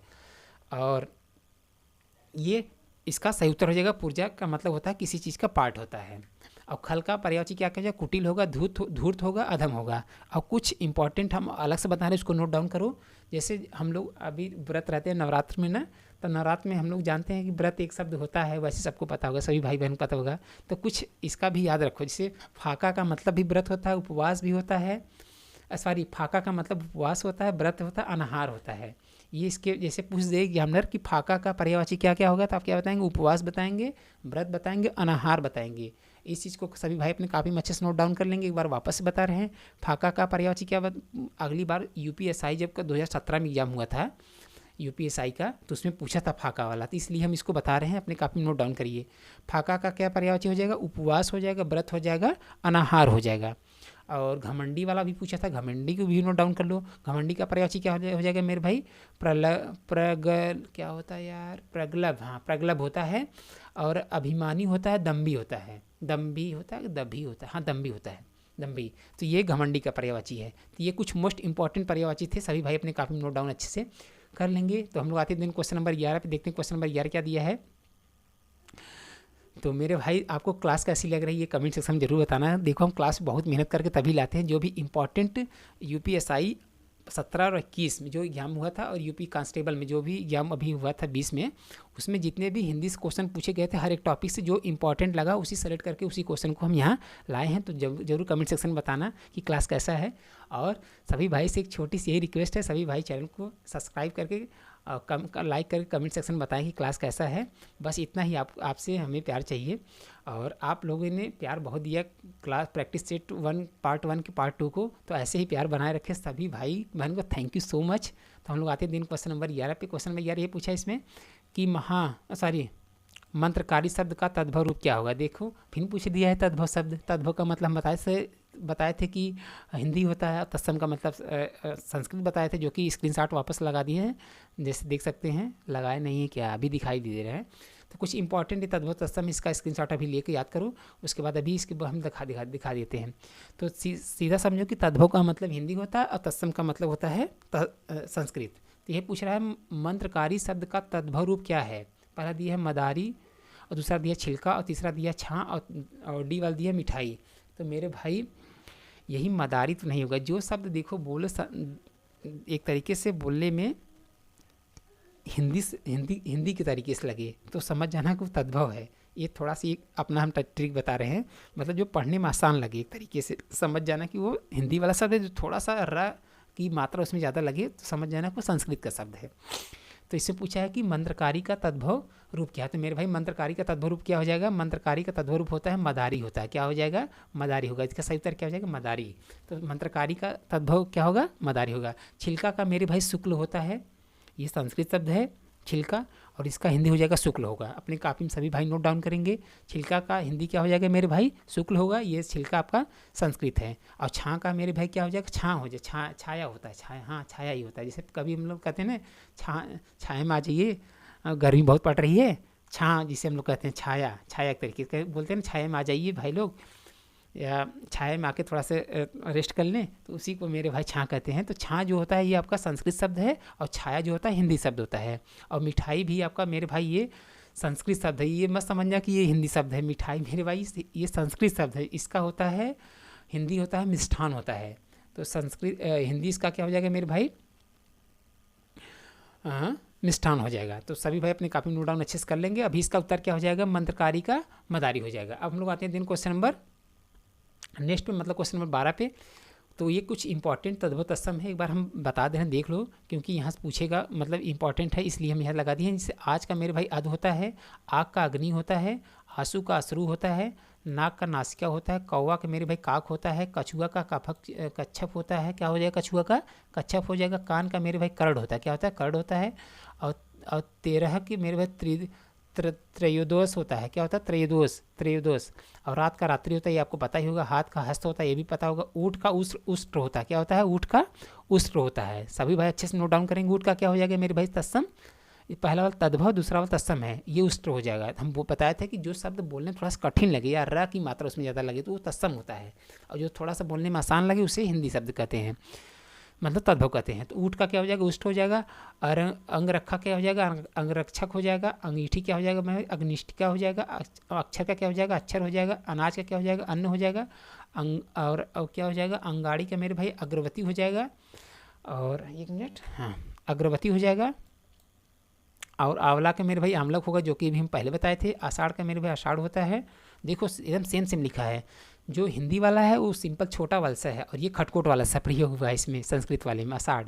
और 31 का मेरे भाई एक त्रिशत होता है। फूल का मेरे भाई पुष्प होता है। तो ये कुछ इंपॉर्टेंट तद्भव तत्सम है, इसको अच्छे से नोट डाउन अपनी कापी में जरूर कर लेना। ईट का देख लो, देख क्या होता है, इष्टिका होता है। दांत का तो बताए थे, दंत होता है। और उल्लूक वाला पूछा था अगली बार, उल्लूक होता है इसका, उल्लू का उल्लूक होता है। हड्डी का मेरे भाई अस्थि होता है। और ईख का मतलब होता है ऊख, और इच्छू इसका होता है। और सपना का स्वप्न होता है। और बहन का मेरे भाई भागनी होता है, ये अच्छे से याद रखना। बहन का क्या हो जाएगा, तत्सम मेरे भाई भागनी हो जाएगा। और पत्र का मेरे भाई क्या हो जाएगा, पत्र का पत्ता का पत्र हो जाएगा। आम का मेरे भाई आम्र होता है, तो बता ही दिए थे। तो ये मिट्टी का वाला, ये वाला याद रखना। मिट्टी का क्या हो जाएगा, मृतिका हो जाएगा, ये इंपॉर्टेंट है। कंधा का स्कंद हो जाएगा। और दूध का दूध होता है। देखो दूध का क्या हो जाएगा, दूध होगा, अच्छे से याद रखना। दही का दहीद होता है, ये वाला भी इंपॉर्टेंट है। दही का क्या हो जाएगा मेरे भाई, तत्सम दहीद हो जाएगा। और पिता का क्या हो जाएगा, ये पित्र हो जाएगा। तो ये कुछ इंपॉर्टेंट तद्भव तत्सम है, इसकी स्क्रीनशॉट लेकर अच्छे से याद कर लेना। तो हम लोग आते हैं दिन क्वेश्चन नंबर नेक्स्ट पे। क्वेश्चन नंबर 12 इसमें पूछा है अस्त्रीकरण। अस्त्रीकरण का विलोम शब्द क्या है। तो पहला ऑप्शन दिया है निरस्तीकरण, दूसरा क्या दिया है शीर्ष, और तीसरा क्या दिया है पुरोगामी, और चौथा क्या दिया है शस्त्रीकरण। तो मेरे भाई अस्त्रीकरण मतलब अस्त्र शस्त्र किसे कहते हैं, तो पहले हम लोग इसके बारे में जान लेते हैं, ताकि नेक्स्ट क्वेश्चन आए तो उसके बारे में समझ पाएँ कि हाँ इसका क्या मतलब होता है। अस्त्र किसे कहते हैं, शस्त्र किसे कहते हैं। जैसे अभी हम स्क्रीनशॉट दिखा दे रहे हैं, एक बार दिखा दे रहे हैं। जैसे देखो यहाँ नहीं लिए क्या यार, अस्त्रीकरण 2 बार ले लिए क्या, हाँ देखो 2 बार हमें लग रहा क्वेश्चन रिपीट हो चुका है। तो देखो मेरे शस्त्र किसे कहते हैं, जो फेंक के चला जाता है। किसे कहते हैं, जो शस्त्र मतलब जैसे आपका एक तरीके से भाला हुआ और एक तरीके से तलवार हुआ, उसे शस्त्र कहते हैं, उस शस्त्र के अंतर्गत आता है। और अस्त्र किसे कहते हैं मेरे भाई, जो एक तरीके से मतलब पकड़ के चला जाता है। जैसे आप हम लोग का हो गया पिस्तौल हो गया, और उसके बाद बंदूक हो गया, उसे अस्त्र के अंतर्गत रखते हैं। और शस्त्र मतलब जो फेंक के चला जाता है, जैसे चाकू हो गया, और मतलब फेंक के जैसे जो चलाया जाता है, तलवार हो गया, ये सब शस्त्र के अंतर्गत आते हैं। और यहाँ इसके डिटेल डिफिनेशन को लगाते हैं, देख सकते हैं। अस्त्र उसे कहते हैं मेरे भाई जिसे फेंक कर या मंत्रों के द्वारा चला जाता है, उसे अस्त्र कहते हैं। देख लो अच्छे से, अस्त्र किसे कहते हैं, जिसे फेंक कर या मंत्रों के द्वारा जो चला जाता है उसे अस्त्र कहते हैं। और जबकि शस्त्र किसे कहते हैं मेरे भाई, जिसे हाथ में पकड़ कर इस्तेमाल किया जाता है, उसे एक तरीके से अस्त्र कहते हैं। क्या कहते हैं, उसे अस्त्र कहते हैं। और दूर से प्रहार करते हैं, मतलब पकड़ के मतलब दूर से ही फेंकते हैं। और अक्सर मंत्रों से संचालित होते हैं ये सब, जैसे एक तरीके से ब्रह्मास्त्र। जबकि शस्त्र सीधे मुकाबले में इस्तेमाल होते हैं, जैसे तलवार और गद्दा। तो इसका तो हम ये सीधा बता दिए, स्क्रीनशॉट भी लगा दिए, ताकि आपको जब नेक्स्ट क्वेश्चन आए उसको अच्छे से देख पाएँ। तो शस्त्र का मतलब सिंपल यही समझना कि जो फेंक कर चला जाता है उसे शस्त्र कहते हैं। अस्त्र का मतलब होता है जो एक तरीके से मतलब हाथ में पकड़ के ही उसका प्रयोग किया जाता है, उसे अस्त्र कहते हैं। तो ये इसकी पहचान हो गई। अब क्वेश्चन ये पूछा था कि अस्त्रीकरण का विलोम शब्द क्या है। तो अस्त्रीकरण का विलोम शब्द मेरे भाई निरस्तीकरण होता है। ये उल्टा पूछा था, निरस्तीकरण होता है। तो इसका सही उत्तर क्या हो जाएगा, ए यानी निरस्तीकरण इसका सही उत्तर हो जाएगा। तो अस्त्रीकरण का विलोम क्या हो जाएगा, निरस्तीकरण। और बी वाला क्या दिया, शीर्षस्थ का क्या हो जाएगा मेरे भाई, पादस्थ हो जाएगा, क्या हो जाएगा, हाँ पादस्थ हो जाएगा, पादस्थ, हाँ सही होगा, सही है। अब पुरोगामी का क्या हो जाएगा, पश्चिगामी हो जाएगा। इसको अपने कॉपी में सभी नोट डाउन कर लेंगे। पुरोगामी का विलोम क्या हो जाएगा मेरे भाई, पश्चिगामी हो जाएगा। और शस्त्रीकरण का विलोम क्या हो जाएगा, निरस्तीकरण हो जाएगा। शस्त्रीकरण का विलोम क्या हो जाएगा, निरस्तीकरण हो जाएगा। तो ये इसका इंपॉर्टेंट कुछ विलोम थे, इसके लिए हम इसको वापस ले लिए थे, क्योंकि अगली बार ये वाला पूछा था एग्जाम में, 17 वाले में, यूपीएसआई 17 में पूछा था पुरोगामी का विलोम क्या है, पुरोगामी का क्या होगा, पश्चिगामी होगा। इसलिए हम इन लोग को भी लिए हैं, इंपॉर्टेंट ये थे इसलिए इसको लिए हैं। अभी इसका उत्तर क्या हो जाएगा, अस्थिकरण का विलोम निरस्तीकरण हो जाएगा। तो हम लोग आते हैं दिन क्वेश्चन नंबर अब नेक्स्ट, मतलब क्वेश्चन नंबर 13 पे। क्वेश्चन नंबर 13 क्या दिया, क्वेश्चन नंबर 13 दिया इसमें सही वर्तनी वाला शब्द कौन सा है, मतलब एक तरीके से पूछ रहा है कि शुद्ध शब्द इनमें से कौन सा है। तो पहला दिया है शब्दांश, दूसरा क्या दिया है, दूसरा दिया है अमीश, और तीसरा दिया अध्ययन, और डी वाला दिया सन्यासी। तो मेरे भाई अमीश, तो अमीश में देखो खटकोट वाला सा प्रयोग होता है, जो पहले आता है बड़ा सा आता है, फिर खटकोट वाला सा आता है, उसके बाद लास्ट में छोटा सा आता है। तो मेरे भाई जो खटकोट वाला सा हम लोग जिसे कहते हैं, जो हम लोग क्लास में जब पढ़ते थे, क्लास 1 या 2 में जब हम लोग पढ़ते थे, हम लोग बताया गया था इसे खटकोट सा कहते हैं, जो बीच में क्लास रहता है उसे खटकोट सा कहते हैं। तो अमीश में मेरे भाई खटकोट वाला सा प्रयोग होता है। तो ये इसमें पूछा कि कौन सा शुद्ध है, तो ये शब्दांश सही लिखा है, शब्दांश का वर्ड मीनिंग एकदम करेक्ट है, मतलब इसका ये जो मीनिंग है ये सही है, शब्दांश सही लिखा है, ये अनुस्वार है, ये एकदम परफेक्ट इसका सही ये उत्तर होगा। अमीश में देखो भाई खटकोट का प्रयोग होता है, जो भी बताएं। अध्ययन में मेरे भाई देखो डबल या का प्रयोग होता है, पहले अ लिखते हैं, फिर आधा ध लिखते हैं, फिर उसके बाद पूरा या 2 बार या लिखते हैं, उसके बाद न लिखते हैं, तो उससे अध्ययन कहते हैं, ये तो गलत लिखा है। और सन्यासी में मेरे भाई ऊपर देखो यहाँ अनुस्वार होना चाहिए, जब ऐसे रहता देखो, जब ऐसे रहता तब उसे सन्यासी सही कहते, बट इसमें अनुस्वार का प्रयोग हुआ नहीं है, इसलिए गलत हुआ है। तो मेरे भाई आधा न भी रहता है इसमें, और श पर अनुस्वार की मात्रा भी रहता है, तो उसे सन्यासी सही से बोला जाता है, मतलब सही लिखा जाता है। तो इसका सही उत्तर क्या हो जाएगा, पहले वाले का मतलब ये शब्दांश इसका सही है, और अब बाकी सब गलत है। अब हम लोग आते हैं दिन क्वेश्चन नंबर नेक्स्ट पे। तो शुद्ध वर्तनी से एक क्वेश्चन जरूर आता है, इसलिए इसको हम यहाँ लिए हुए हैं। तो आते हैं हम लोग दिन क्वेश्चन नंबर 14 पे। क्वेश्चन नंबर 14 देखते हैं क्या दिया, कुछ इंपॉर्टेंट यहाँ शुद्ध अशुद्ध लगा दिए, देख सकते हैं। जैसे एक बार हम बताई दे रहे हैं, जैसे देखो अतिथि कैसे लिखा जाता है, अतिथि छोटी की मात्रा इसमें प्रयोग होता है, मतलब बड़ी की मात्रा प्रयोग होता है अतिथि में, दोनों में, त में और थ में, दोनों में। और अनुग्रह कैसे लिखा जाएगा, अनुग्रह ऐसे लिखा जाएगा। अंतर्ध्यान कैसे लिखा जाएगा, आधा न रहेगा, और एक तरीके से पूरा ध लगा के ये रैफ की मात्रा रहेगी। अंतरिक्ष कैसे लिखा जाएगा, अंतराक्षरी लिखा जाएगा, मतलब अंत्याक्षरी पढ़ा जाएगा। अंधेरा क्या लिखिएगा मेरे भाई, ये देखो वो वाला रहेगा, क्या बोलते हैं हम लोग, जैसे बोलते थे ना चंद्रम बिंदु वाला, ये उस पर मात्रा रहेगा अंधेरा। तो ये कुछ इंपॉर्टेंट शुद्ध अशुद्ध शब्द है, इसको अच्छे से याद रखना, स्क्रीनशॉट लेकर। देखो आशीर्वाद कैसे लिखा जाएगा, ये वाला पूछा था अगली बार, आशीर्वाद कैसे लिखा जाएगा मेरे भाई। आशीर्वाद हम लोग ऐसे लिखेंगे, पहले आ से लिखेंगे, वाद पे देखो रैफ की मात्रा रहेगा, वाह लिख के फिर आ की मात्रा दे के फिर रैफ की मात्रा देंगे, न कि स की साथ ही दे देना। स वाला देखो एकदम पूरी परफेक्ट गलत है, मतलब वो एकदम एक तरीके से पूरे तरीके से गलत है। तो जब आशीर्वाद का पूछे, सिंपल यही लगाना कि जब वह के बाद रैफ की मात्रा हमको लगाना है, तभी वो सही वर्ड माना जाएगा। ये कुछ इंपॉर्टेंट आपके शुद्ध अशुद्ध शब्द हैं। जैसे उज्ज्वल देखो, उज्ज्वल में क्या होता है, पूरा दोनों जो होता है आधा होता है, और वह और ला ये पूरे शब्द होते हैं। तो ये कुछ इंपॉर्टेंट आपके शुद्ध अशुद्ध है, जो अगली बार पूछा था, और इसके पहले जो यूपी कांस्टेबल का एग्जाम हुआ था उनमें पूछा था, वही हम यहाँ लिए हुए हैं। तो इसको स्क्रीनशॉट ले लेना सभी भाई। तो आते हैं हम लोग दिन क्वेश्चन नंबर नेक्स्ट पे, क्वेश्चन नंबर 14 पे। क्वेश्चन नंबर 14 दिया है, इनमें से पुल्लिंग शब्द कौन सा है, मतलब एक तरीके से पूछ रहा है चारों में से कौन सा पुल्लिंग शब्द होगा। ये पुल्लिंग पहचानने का तरीका देखो, बोल के उस शब्द को पढ़ोगे तुरंत समझ में आ जाएगा कि कौन सा शब्द पुल्लिंग है, कौन सा शब्द स्त्रीलिंग है। तो एग्जामिनर यहाँ से क्वेश्चन एक ठो बना सकता है, बहुत बनाएगा तो डीप करके, मतलब डेप्थ में जाके पूछेगा, तो एक क्वेश्चन यहाँ से बना सकता है कि पुल्लिंग किसे कहते हैं, स्त्रीलिंग किसे कहते हैं, इनके प्रकार कितने हैं। एक बार हम बता दे रहे हैं, जैसे देख लेना। देखो, जिन संज्ञा शब्दों से पुरुष जाति का पता चले उसे मेरे भाई पुल्लिंग शब्द कहते हैं। जैसे पिता, राजा, घोड़ा, कुत्ता, बंदर, हंस, बकरा, लड़की, आदमी, सेठ, ये सब मेरे भाई पुल्लिंग शब्द होते हैं। कुछ इंपॉर्टेंट लगा दी हैं, अभी इसको हम दिखा रहे हैं, बट क्या पूछा था, इनमें से कौन सा पुल्लिंग शब्द है। देखो उन्नति, जैसे सब पढ़ते हैं ना, ये ऐसे हम लोग बोलते नहीं उन्नति हुआ, जैसे किसी चीज़ का मतलब जब प्रोग्रेस होता है तो हम लोग बोलते हैं नहीं प्रोग्रेस एक तरीके से हुई नहीं, प्रोग्रेस हुआ ऐसे बोलते हैं, मतलब एक तरीके से प्रोग्रेस हुई ऐसे हम लोग बोलते हैं, ना कि प्रोग्रेस हुआ ऐसे बोलते हैं। तो उन्नति का मतलब प्रोग्रेस ही होता है। तो उन्नति हुई, तो ये तो स्त्रीलिंग हो गया, ये तो पूरी तरीके से गलत है। और उसके बाद दूसरा क्या था, विकास। विकास हुआ ऐसे बोलते हैं ना कि हम लोग बोलते हैं विकास हुई, तो यही इसका सही उत्तर हो जाएगा, विकास हुआ। तो विकास एक तरीके से पुल्लिंग शब्द है, न कि स्त्रीलिंग शब्द है। वृद्धि हुई ये आपका स्त्रीलिंग शब्द है, और प्रगति हुई ये आपका भी स्त्रीलिंग शब्द है। तो तीनों उन्नति, वृद्धि, प्रगति ये आपके स्त्रीलिंग शब्द है, और विकास जो शब्द है मेरे भाई ये हम लोग का ये पुल्लिंग शब्द है। तो ऐसे ही बोलकर पहचान किया जाता है। जब आप एग्जाम में हाल में जाएंगे तो ऐसे शब्द पढ़ के तब उसको टिक करना है कौन सा स्त्रीलिंग है कौन सा पुल्लिंग है, तब बोल कर करोगे तो अच्छे से उसका सही उत्तर निकलेगा। तो जो शब्द पुरुष जाति का बोध कराते हैं उसे पुरुष पुल्लिंग कहते हैं, जो शब्द स्त्री जाति का बोध कराते हैं उसे मेरे भाई स्त्रीलिंग शब्द कहते हैं। वही डिफिनेशन में यहाँ दिया था, कुछ इंपॉर्टेंट हम लगा दिए, देख सकते हैं। कवि का मेरे भाई कवित्री होगा, अगली बार भी हम बताए थे। विद्वान का विदुषी होता है, नेता का नेत्री होता है, महान का महती होता है, साधु का साध्वी होता है, दादा का दादी होता है।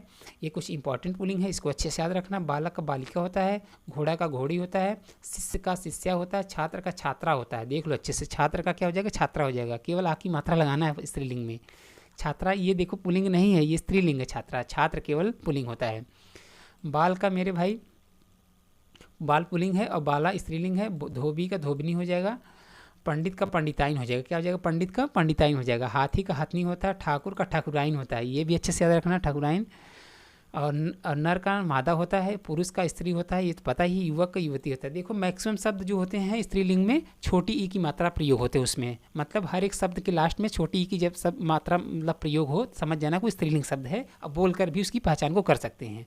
तो हम लोग आते दिन क्वेश्चन नंबर नेक्स्ट पे, क्वेश्चन नंबर 15 पे। क्वेश्चन नंबर 15 दिया, इसमें लड़के दरवाजे दरवाजे दरवाजे घूम रहे हैं, इस वाक्य में कौन सा कारक है। अब तो बहुत मोस्ट इंपॉर्टेंट ये टॉपिक है कारक वाला, यहाँ से क्वेश्चन तो जरूर पूछता है वो एग्जामिनर, यूपीएसआई और यूपी कांस्टेबल में या उसमें लेखपाल में। तो यहाँ कारक से जरूर पूछता है, या पूछ लेगा कारक के कुल कितने भेद हैं, कौन से कारक में कैसी पहचान करेंगे। पहले हम लोग इसके बारे में एक बार देख लेते हैं, उसके बाद हम लोग इसके आंसर पे आएंगे। तो जैसे लगा दिए मेरे भाई, तो कारक कुल 8 प्रकार के होते हैं। कितने प्रकार के होते हैं सभी भाई हमारे साथ एक बार बताएं। तो कारक कुल कितने प्रकार के होते हैं, कारक 8 प्रकार के होते हैं। पहला होता है कर्ता कारक, दूसरा क्या होता है, पहला होता है कर्ता कारक, दूसरा होता है कर्म कारक, तीसरा होता है करण कारक, चौथा होता है संप्रदान, पांचवा होता है अपादान, और छठा होता है संप्रदान, और सातवां होता है अधिकरण, और आठवां होता है संबोधन। तो सिंपल से सीधा यहीं इस क्वेश्चन को बना लेगा, पूछेगा कि कारक कुल कितने प्रकार के होते हैं, क्या बताएंगे, कारक कुल 8 प्रकार के होते हैं, जो कि हम दिखा दिए। कर्ता कर्म करण संप्रदान अपादान संबंध अधिकरण संबोधन, ये आपके कारक के प्रकार हैं। इनकी हम विभक्ति जब इसे पूछे तो क्या बताएंगे, कर्ता की विभक्ति एक तरीके से ने से होता है, और कर्म का विभक्ति को से होता है, करण का से द्वारा होता है, संप्रदान को के लिए इसकी विभक्ति ऐसे करते हैं, अपादान से मतलब अलगाव होना, मतलब से विभक्ति करते हैं। वो सीधा सीधा ऐसे क्वेश्चन भी यहाँ से बना लेगा, पूछेगा कि कर्ता का विभक्ति कौन सा है, उनमें से दे देगा ने को से द्वारा दे देगा, तो आपको ने की लगाना, जब याद करके देंगे अच्छे से तभी लगा पाएंगे। तो इसको अच्छे से याद रखना है। तो संप्रदान का क्या हो जाएगा, का की के ना नी ने रा री करके आएगा, इनका एक तरीके से विभक्ति। और मे पर आएगा अधिकरण में, संबोधन में हे अरे अजी आएगा। तो ये तो इसकी पहचान हो गई। तो मेरे भाई क्वेश्चन ये पूछा था, इनमें से लड़के दरवाजे दरवाजे घूम रहे हैं, इस वाक्य में कौन से कारक का प्रयोग हुआ है। तो मेरे भाई जब देखो हम लोग जब शब्द ये थोड़ा सा सेंटेंस जो लिखा है, लड़के दरवाजे दरवाजे घूम रहे हैं, तो ऐसे इसको लिखना चाहिए, लड़के दरवाजे दरवाजे आधार की एक तरीके से बात कर रहा है। लड़के दरवाजे दरवाजे मतलब एक तरीके से अधिकरण का क्या था, अधिकरण यही था मे पर। ऐसे लड़के दरवाजे दरवाजे में घूम रहे हैं, हाँ लड़के दरवाजे दरवाजे में घूम रहे हैं। जैसे में लिख के आ जाता तुरंत आप समझ जाते हैं कि ये अधिकरण है। अधिकरण बट यहाँ दिया भी नहीं है, इनमें से कोई नहीं ऑप्शन पहले दे दिया है। तो सेंटेंस थोड़ा बैठा के पढ़ना है आपको, तभी उसका आंसर निकल पाएगा। याद भी रखना है, याद करके करोगे तो जल्दी हो जाएगा, मतलब उसके ट्रिक को। बट जब याद ट्रिक नहीं रहेगा तो उसको थोड़ा पढ़ के तब करना है। ऐसे सेंटेंस ऐसे होना चाहिए, लड़के दरवाजे दरवाजे में घूम रहे हैं, मतलब एक तरीके से अधिकरण में ये देखो शब्द जैसे एक तरीके से प्रयोग हो रहा है। तो अपादान कोई ऑप्शन ही नहीं होता, ये होगा, ये भी नहीं होगा। संप्रदान के लिए होता संबंध जो मतलब संबंध का क्या मतलब हो जाता, संबंध में हो जाता आपका संबंध कहाँ गया यार, ये वाला कारक, हाँ काकी के का प्रयोग होगा। ये सब तो होगा नहीं, तो इनमें से इसका सही हो क्या हो जाएगा, इनमें से कोई नहीं। तो इसका सही उत्तर हो जाएगा इनमें से कोई नहीं। तो मेरे भाई इस वाले जो सेंटेंस में क्या प्रयोग हुआ, इनमें से अधिकरण कारक का प्रयोग हुआ है, मतलब लड़के दरवाजे दरवाजे में घूम रहे हैं। तो ऐसे जब लिखा रहता तुरंत आप समझ जाते, बट इसमें से मैं तो हटा दिया, इसलिए थोड़ा सा पहचानना इसको मुश्किल हो गया, बट पढ़ के करेंगे तो अच्छे से हो जाएगा। तो इसका सही उत्तर क्या हो जाएगा मेरे भाई, अधिकरण कारक हो जाएगा। और कारक के कुल कितने भेद होते हैं, 8 होते हैं। अब हम लोग आते हैं दिन क्वेश्चन नंबर 16 पे। क्वेश्चन नंबर 16 देखते हैं क्या दिया है। तो क्वेश्चन नंबर 16 पे आने से पहले 1 मिनट थोड़ा सा पानी पी लें। ये ज़रूर बता देना कि क्लास कैसी है। देखो हर एक क्वेश्चन को एक्सप्लेन करते चल रहे हैं और उस क्वेश्चन से रिलेटेड जितने भी अलग से क्वेश्चन बन रहे हैं उसको भी बताते चल रहे हैं। तो भाई कमेंट सेक्शन में थोड़ा सा आपका भी हम मतलब एक तरीके से ओपिनियन चाहते हैं कि कैसा आप मतलब हमारे बारे में बता रहे हैं कि कैसा हम पढ़ा रहे हैं या कैसा क्वेश्चन नेक्स्ट क्लास में लाना चाहिए। इस चीज़ को जरूर सभी भाई बहन कमेंट सेक्शन बताएंगे। तो आते हैं दिन क्वेश्चन नंबर 6 पर देखते हैं। क्वेश्चन नंबर 16 देखते हैं क्या दिया है। क्वेश्चन नंबर 16 दिया है, अच्छे बच्चे कभी झूठ नहीं बोलते हैं। इस वाक्य में अच्छे किस प्रकार का विशेषण है। अब विशेषण किसे कहते हैं कुछ भाई लोग को पता होगा और कुछ लोग को नहीं पता होगा, तो एक बार हम लोग देख लेते हैं विशेषण किसे कहते हैं और इसके कुल कितने प्रकार होते हैं। तो जब आप एग्जाम हॉल में जाना एक चीज़ बता दें, आप उसको अंडरलाइन कर लेना जो क्वेश्चन पूछ रहा है। जैसे पूछ रहा है अच्छे बच्चे कभी झूठ नहीं बोलते, ये तो पूछ लिया। अब पूछ रहा है इस वाक्य में अच्छे, तो इसको अंडरलाइन कर लेना, तुरंत आपके माइंड में क्लिक होगा कि पूछना क्या चाह रहा है। तो इसको अंडरलाइन करके तब अच्छे से उसका आंसर देना है। तो विशेषण कुल कितने भेद होते हैं मेरे भाई, विशेषण कुल आपके 4 प्रकार के होते हैं। तो सीधा सीधा एग्जामिनर यहाँ क्वेश्चन बना देता है, विशेषण कुल कितने प्रकार के होते हैं। विशेषण कुल 4 प्रकार के होते हैं। ऑप्शन 4 दे देगा, 4 दे देगा, 5 दे देगा, 6 दे देगा और उसके बाद 7 दे देगा। तो आपको 4 ही बताना है। पहला होता है गुणवाचक होता है, दूसरा होता है संख्यावाचक होता है, तीसरा होता है परिमाणवाचक होता है, उसके बाद चौथा होता है सर्वनामिक। तो सभी भाई हमारे साथ बताएं कि विशेषण के कुल कितने प्रकार होते हैं। विशेषण कुल या प्रकार नहीं भेद, विशेषण कुल कितने भेद होते हैं, 4 होते हैं। पहला गुण, दूसरा संख्या, तीसरा परिमाण, चौथा सर्वनामिक। इनकी पहचान है, जैसे सिंपल हम आपको बता दें इनकी पहचान कैसे करेंगे। जैसे जिस शब्द में मेरे भाई संज्ञा या सर्वनाम के रूप में रंग आदि का बोध होता है उसे गुणवाचक सर्वनाम कहते हैं, गुणवाचक विशेषण कहते हैं। और संख्यावाची किसे कहते हैं, ऐसा शब्द जहाँ संज्ञा सर्वनाम की संख्या के बारे में पता चले। जैसे जिस शब्द में संख्या संबंधित शब्द आ जाए समझ जाना को संख्यावाचक है। और परिमाणवाचक में मेरे भाई किसे कहते हैं, जिसमें मात्रा के बारे में पता चले उसे परिमाणवाचक कहते हैं। तो सिंपल यही समझना है कि जिसमें माप तौल की बात हो उसे परिमाणवाचक कहते हैं। और सर्वनामिक किसे कहते हैं मेरे भाई, सर्वनामिक उसे कहते हैं जो शब्द संज्ञा से पहले आए एवं विशेषण की तरह उस संज्ञा शब्द का विशेषता बताए, उसे मेरे भाई सर्वनामिक विशेषण कहते हैं। एक तरीके से शब्द में यह वह करके प्रयोग होगा, जब मतलब शब्द के पहले ही यह वह यहाँ वहाँ ऐसा जब प्रयोग होगा तुरंत समझ जाना कि सर्वनामिक है। सर्वनामिक का मतलब एक तरीके सर्वनाम ही होता है। तो ये इनके बारे में पहचान थी और इसके भेद थे। तो 4 इसके भेद होते हैं जो कि हम आपको बता दिए। तो यहाँ से क्वेश्चन पूछेगा सीधा आंसर उसको लगाना है। तो अब यही पूछा था कि अच्छे बच्चे कभी झूठ नहीं बोलते। एक तरीके से क्वालिटी की बात कर रहे हैं, मतलब गुण, मतलब इंसान के अंदर कौन सा गुण है, मतलब अच्छा है, खराब है, सुंदर है, गरीब है, अमीर है, एक तरीके से वो गुण की बात कर रहे हैं। तो मेरे भाई इसका सही उत्तर क्या हो जाएगा, सीधा सीधा सी वाला उत्तर हो जाएगा। तो गुणवाचक विशेषण इसका सही उत्तर हो जाएगा। तो सभी भाई इसका अपने कापी में अच्छे से नोट डाउन कर लेंगे। तो अब हम लोग आते हैं दिन क्वेश्चन नंबर नेक्स्ट मतलब क्वेश्चन नंबर 17 पे। क्वेश्चन नंबर 17 दिया, इसमें अध्यापिका नृत्य सिखाएंगे। इस वाक्य में क्रिया किस का बोध करा रही है। मतलब ये कहना चाह रहे हैं कि अध्यापिका नृत्य सिखाएंगे, इस वाक्य में क्रिया किसका बोध करा है, मतलब कौन सी क्रिया इनमें है। तो वही पूछना चाह रहे हैं। क्रिया क्या होता है, क्रिया का मतलब होता है सिंपल कार्य। जैसे कोई हम लोग कार्य करते हैं ना अपने घर में, या पढ़ते हैं, या हम लोग जैसे कहीं जाते हैं, एक तरीके से हम लोग जो भी काम करते हैं उसी को क्रिया कहते हैं। तो वही पूछ रहा है कि इनमें से इस शब्द में कौन सा क्रिया का प्रयोग हुआ है। तो पहले हम लोग देख लेते हैं क्रिया एक बार। तो जैसे काल, देखो सिंपल किसे कहते हैं, क्रिया के जिस रूप से उसके होने या समय का बोध होता है उसे मेरे भाई उसे काल कहते हैं। यार काल का स्क्रीनशॉट लगा दिए, सॉरी यहाँ क्रिया है, ये गलत है। अभी हम क्रिया वाले स्क्रीनशॉट लगा रहे हैं, आगे चल के बता रहे हैं, ये थोड़ा सा गलत लग गया है, इसके लिए सॉरी। तो सिंपल यही समझ जाना, क्रिया का मतलब होता कार्य। तो मेरे भाई तो यही पूछना चाह रहा है कि इन शब्द में कौन सा क्रिया का प्रयोग हुआ है। पहला दिया है सामान्य भविष्य, और दूसरा दिया है सामान्य वर्तमान, तीसरा दिया है अपूर्ण वर्तमान, और चौथा दिया है सामान्य भूत। तो मेरे भाई ये पहला वाला जो है सामान्य भूत सामान्य भविष्य का सही होगा। मतलब सेंटेंस देखो पढ़ के लग जाता है कि कैसा ये एक तरीके से क्रिया है। अध्यापिका नृत्य सिखाएंगी, ये जैसे पढ़ने से लग रहा है कि अब ये भविष्य की बात कर रहे हैं कि मतलब ये सिखाएंगी कि नहीं सिखाएंगी। ये बोल रहे हैं अध्यापिका नृत्य सिखाएंगी, मतलब आने वाले समय में ये बता रहे हैं कि वो नृत्य बच्चों को सिखाएंगी या किसी दूसरे व्यक्ति को सिखाएंगी। तो इसका ये सही उत्तर हो जाएगा समान भविष्य शब्द का इसमें प्रयोग हुआ है, मतलब समान भविष्य काल।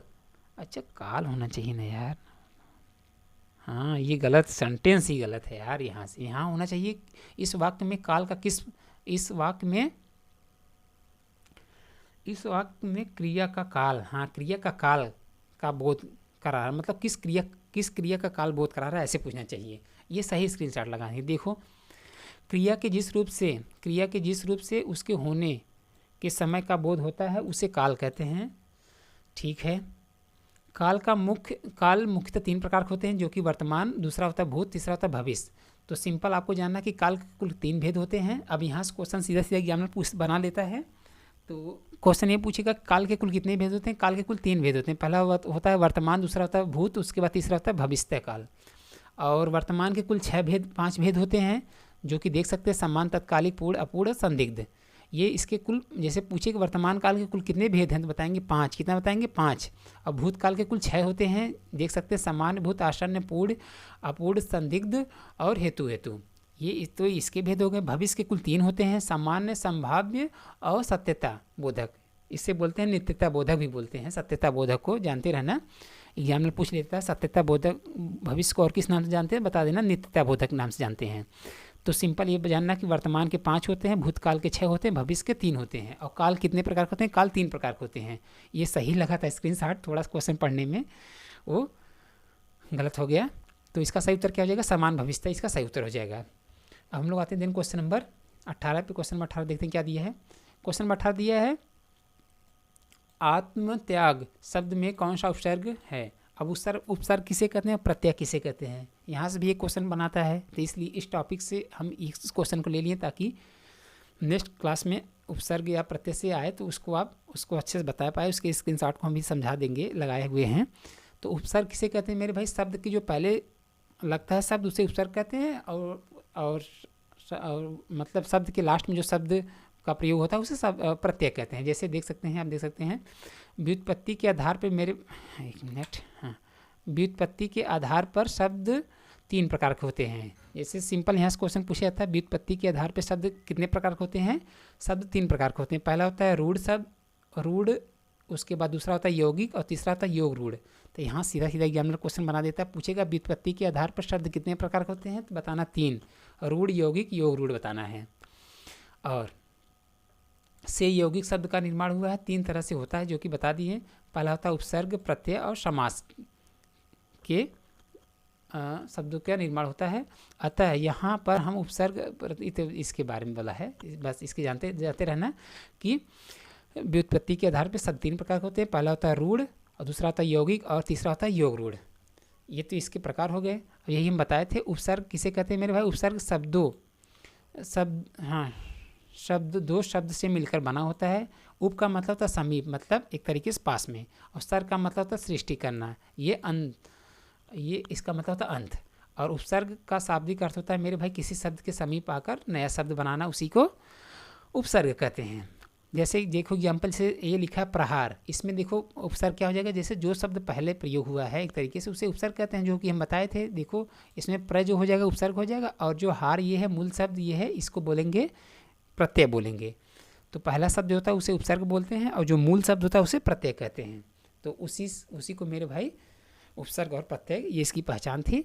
अब सिंपल यही इसमें पूछ रहा है कि आत्मत्याग शब्द में कौन सा उपसर्ग का प्रयोग हुआ है। अब जैसे आप सेंटेंस पढ़ रहे हैं तो उपसर्ग इसमें पूछा है, देखो आत्मत्याग में क्या है, ये तो मूल शब्द हो गया, त्याग ये आपका मूल शब्द हो गया। अब बचा क्या, आत्म बचा। तो इसका सही उत्तर क्या हो जाएगा, डी, यानी आत्म इसका उपसर्ग, ये करेक्ट बैठेगा। ग तो ये आपका प्रत्यय है, त्याग भी आपका प्रत्यय है, और आ ये तो नहीं होगा, तो इसका आ का मतलब कुछ निकलता नहीं, और आत्म का मतलब एक तरीके से अर्थ होता है, इसलिए इसका सही उत्तर क्या हो जाएगा, आत्म हो जाएगा। एक तरीका और है पहचानने के, जैसे जब समझ में ना आएगा तो जो ट्रिक समझ में ना आए तो ऐसे शब्द आधा कर देना, उसका अर्थ निकाल लेना, उसके बाद उसको अलग कर देना, तुरंत समझ में आ जाएगा क्या उसमें प्रत्यय है क्या उसमें उपसर्ग है। ऐसे भी पहचान आप कर सकते हैं।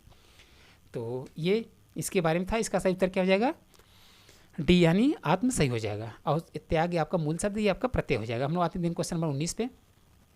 क्वेश्चन नंबर 19 दिया है, मथुरा किस राज्य में है, यह किस प्रकार का वाक्य है। अब ये क्वेश्चन पूछ रहा, देखो यहाँ सीधा सीधा दे दिया, कभी कभी देता नहीं, इस बार तो हम दे दिए हैं। अगली बार पूछा था तो जब क्वेश्चन मार्क लग के आ जाए सीधा समझ जाना कि वो प्रश्नवाचक है, बट कभी कभी नहीं लगाता एग्जामिनर, जब फंसाता है मतलब डेप्थ में जाके करेगा पूछेगा तभी नहीं लगाएगा, नहीं तो ऐसे लगा ही देता है। तो निषेधवाचक पहले दिया, दूसरा दिया प्रश्नवाचक, और तीसरा दिया विधानवाचक, और डी वाला दिया संकेतवाचक। तो मथुरा किस राज्य में है, एक तरीके से प्रश्न संबंधित बात कर रहा है, तो इसका सही उत्तर क्या हो जाएगा? बी यानी प्रश्नवाचक वाक्य इसका सही उत्तर हो जाएगा। जब प्रश्नवाचक लग के शब्द में आ जाए समझ जाना कि प्रश्नवाचक है। और निषेधवाचक एक तरीके से बोलेंगे किसे, जैसे हम बोलते हैं तुम मत पढ़ो या तुम मत लिखो, एक तरीके से हम लोग बोलते हैं डांटने, जैसे डांटने संबंध, मतलब उस चीज़ को नकारात्मक से जब संबंध बोला जाता है कि मत करो उस चीज़ को, मतलब एक तरीके से वार्निंग संबंधी जो शब्द आते हैं उसी को निषेधवाचक कहते हैं। जैसे एग्जाम्पल हम बता दिए, तुम मत पढ़ो या तुम मत लिखो, तुम यहाँ मत जाओ, ऐसे शब्द को मेरे भाई निषेधवाचक शब्द वाक्य कहते हैं। और विधानवाचक किसे कहते हैं, जैसे मैंने भोजन कर लिया, मैं खाना खा चुका, इसे विधानवाचक कहेंगे। और संकेतवाचक किसे कहते हैं, तो मेरे भाई एक तरीके से जैसे गेस जैसे हम लोग किसी चीज़ का करते हैं ना, उसी संकेतवाचक कहते हैं। जैसे पानी न बरसता तो धान सूख जाता है, जैसे एक तरीके से हम लोग भविष्य में बात करते हैं कि यह चीज़ नहीं होता तो ऐसा हो जाता, तो उसी को संकेतवाचक कहते हैं। तो इसके बारे में डिटेल हम बता दे रहे हैं, तो ओरल हम बता दिए। जैसे देख सकते हैं एग्जामिनर यहाँ से पूछेगा कि वाक्य कुल कितने प्रकार के होते हैं। मेरे भाई वाक्य कुल 2 प्रकार के होते हैं, पहला होता है रचना के आधार पर, दूसरा होता है अर्थ के आधार पर। ये तो सीधा सीधा क्वेश्चन हो गया। अब पूछेगा रचना के आधार पर कुल कितने होते हैं प्रकार, भेद कितने होते हैं? 3 होते हैं। पहला होता है सरल वाक्य, दूसरा होता है संयुक्त वाक्य, तीसरा होता है मिश्र वाक्य। ये आपकी रचना के आधार पर हो गया। और अर्थ के आधार पर कुल 8 होते हैं। तो ऐसे ये यहाँ से जब पूछेगा, बहुत डीप जाके पूछेगा तब ऐसे पूछेगा। वैसे सीधा सीधा खाली पूछता है कि वाक्य कुल कितने प्रकार के होते हैं। वाक्य 2 ही प्रकार के होते हैं, रचना के आधार पे और अर्थ के आधार पे। और रचना के आधार पे 3 होते हैं, जो कि हम बताएं सरल, संयुक्त, मिश्र।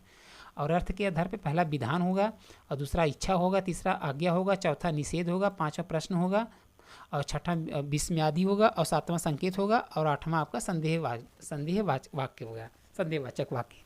तो ये इसके प्रकार हैं, अच्छे से याद रखना। तो इसका उत्तर अभी क्या हो जाएगा?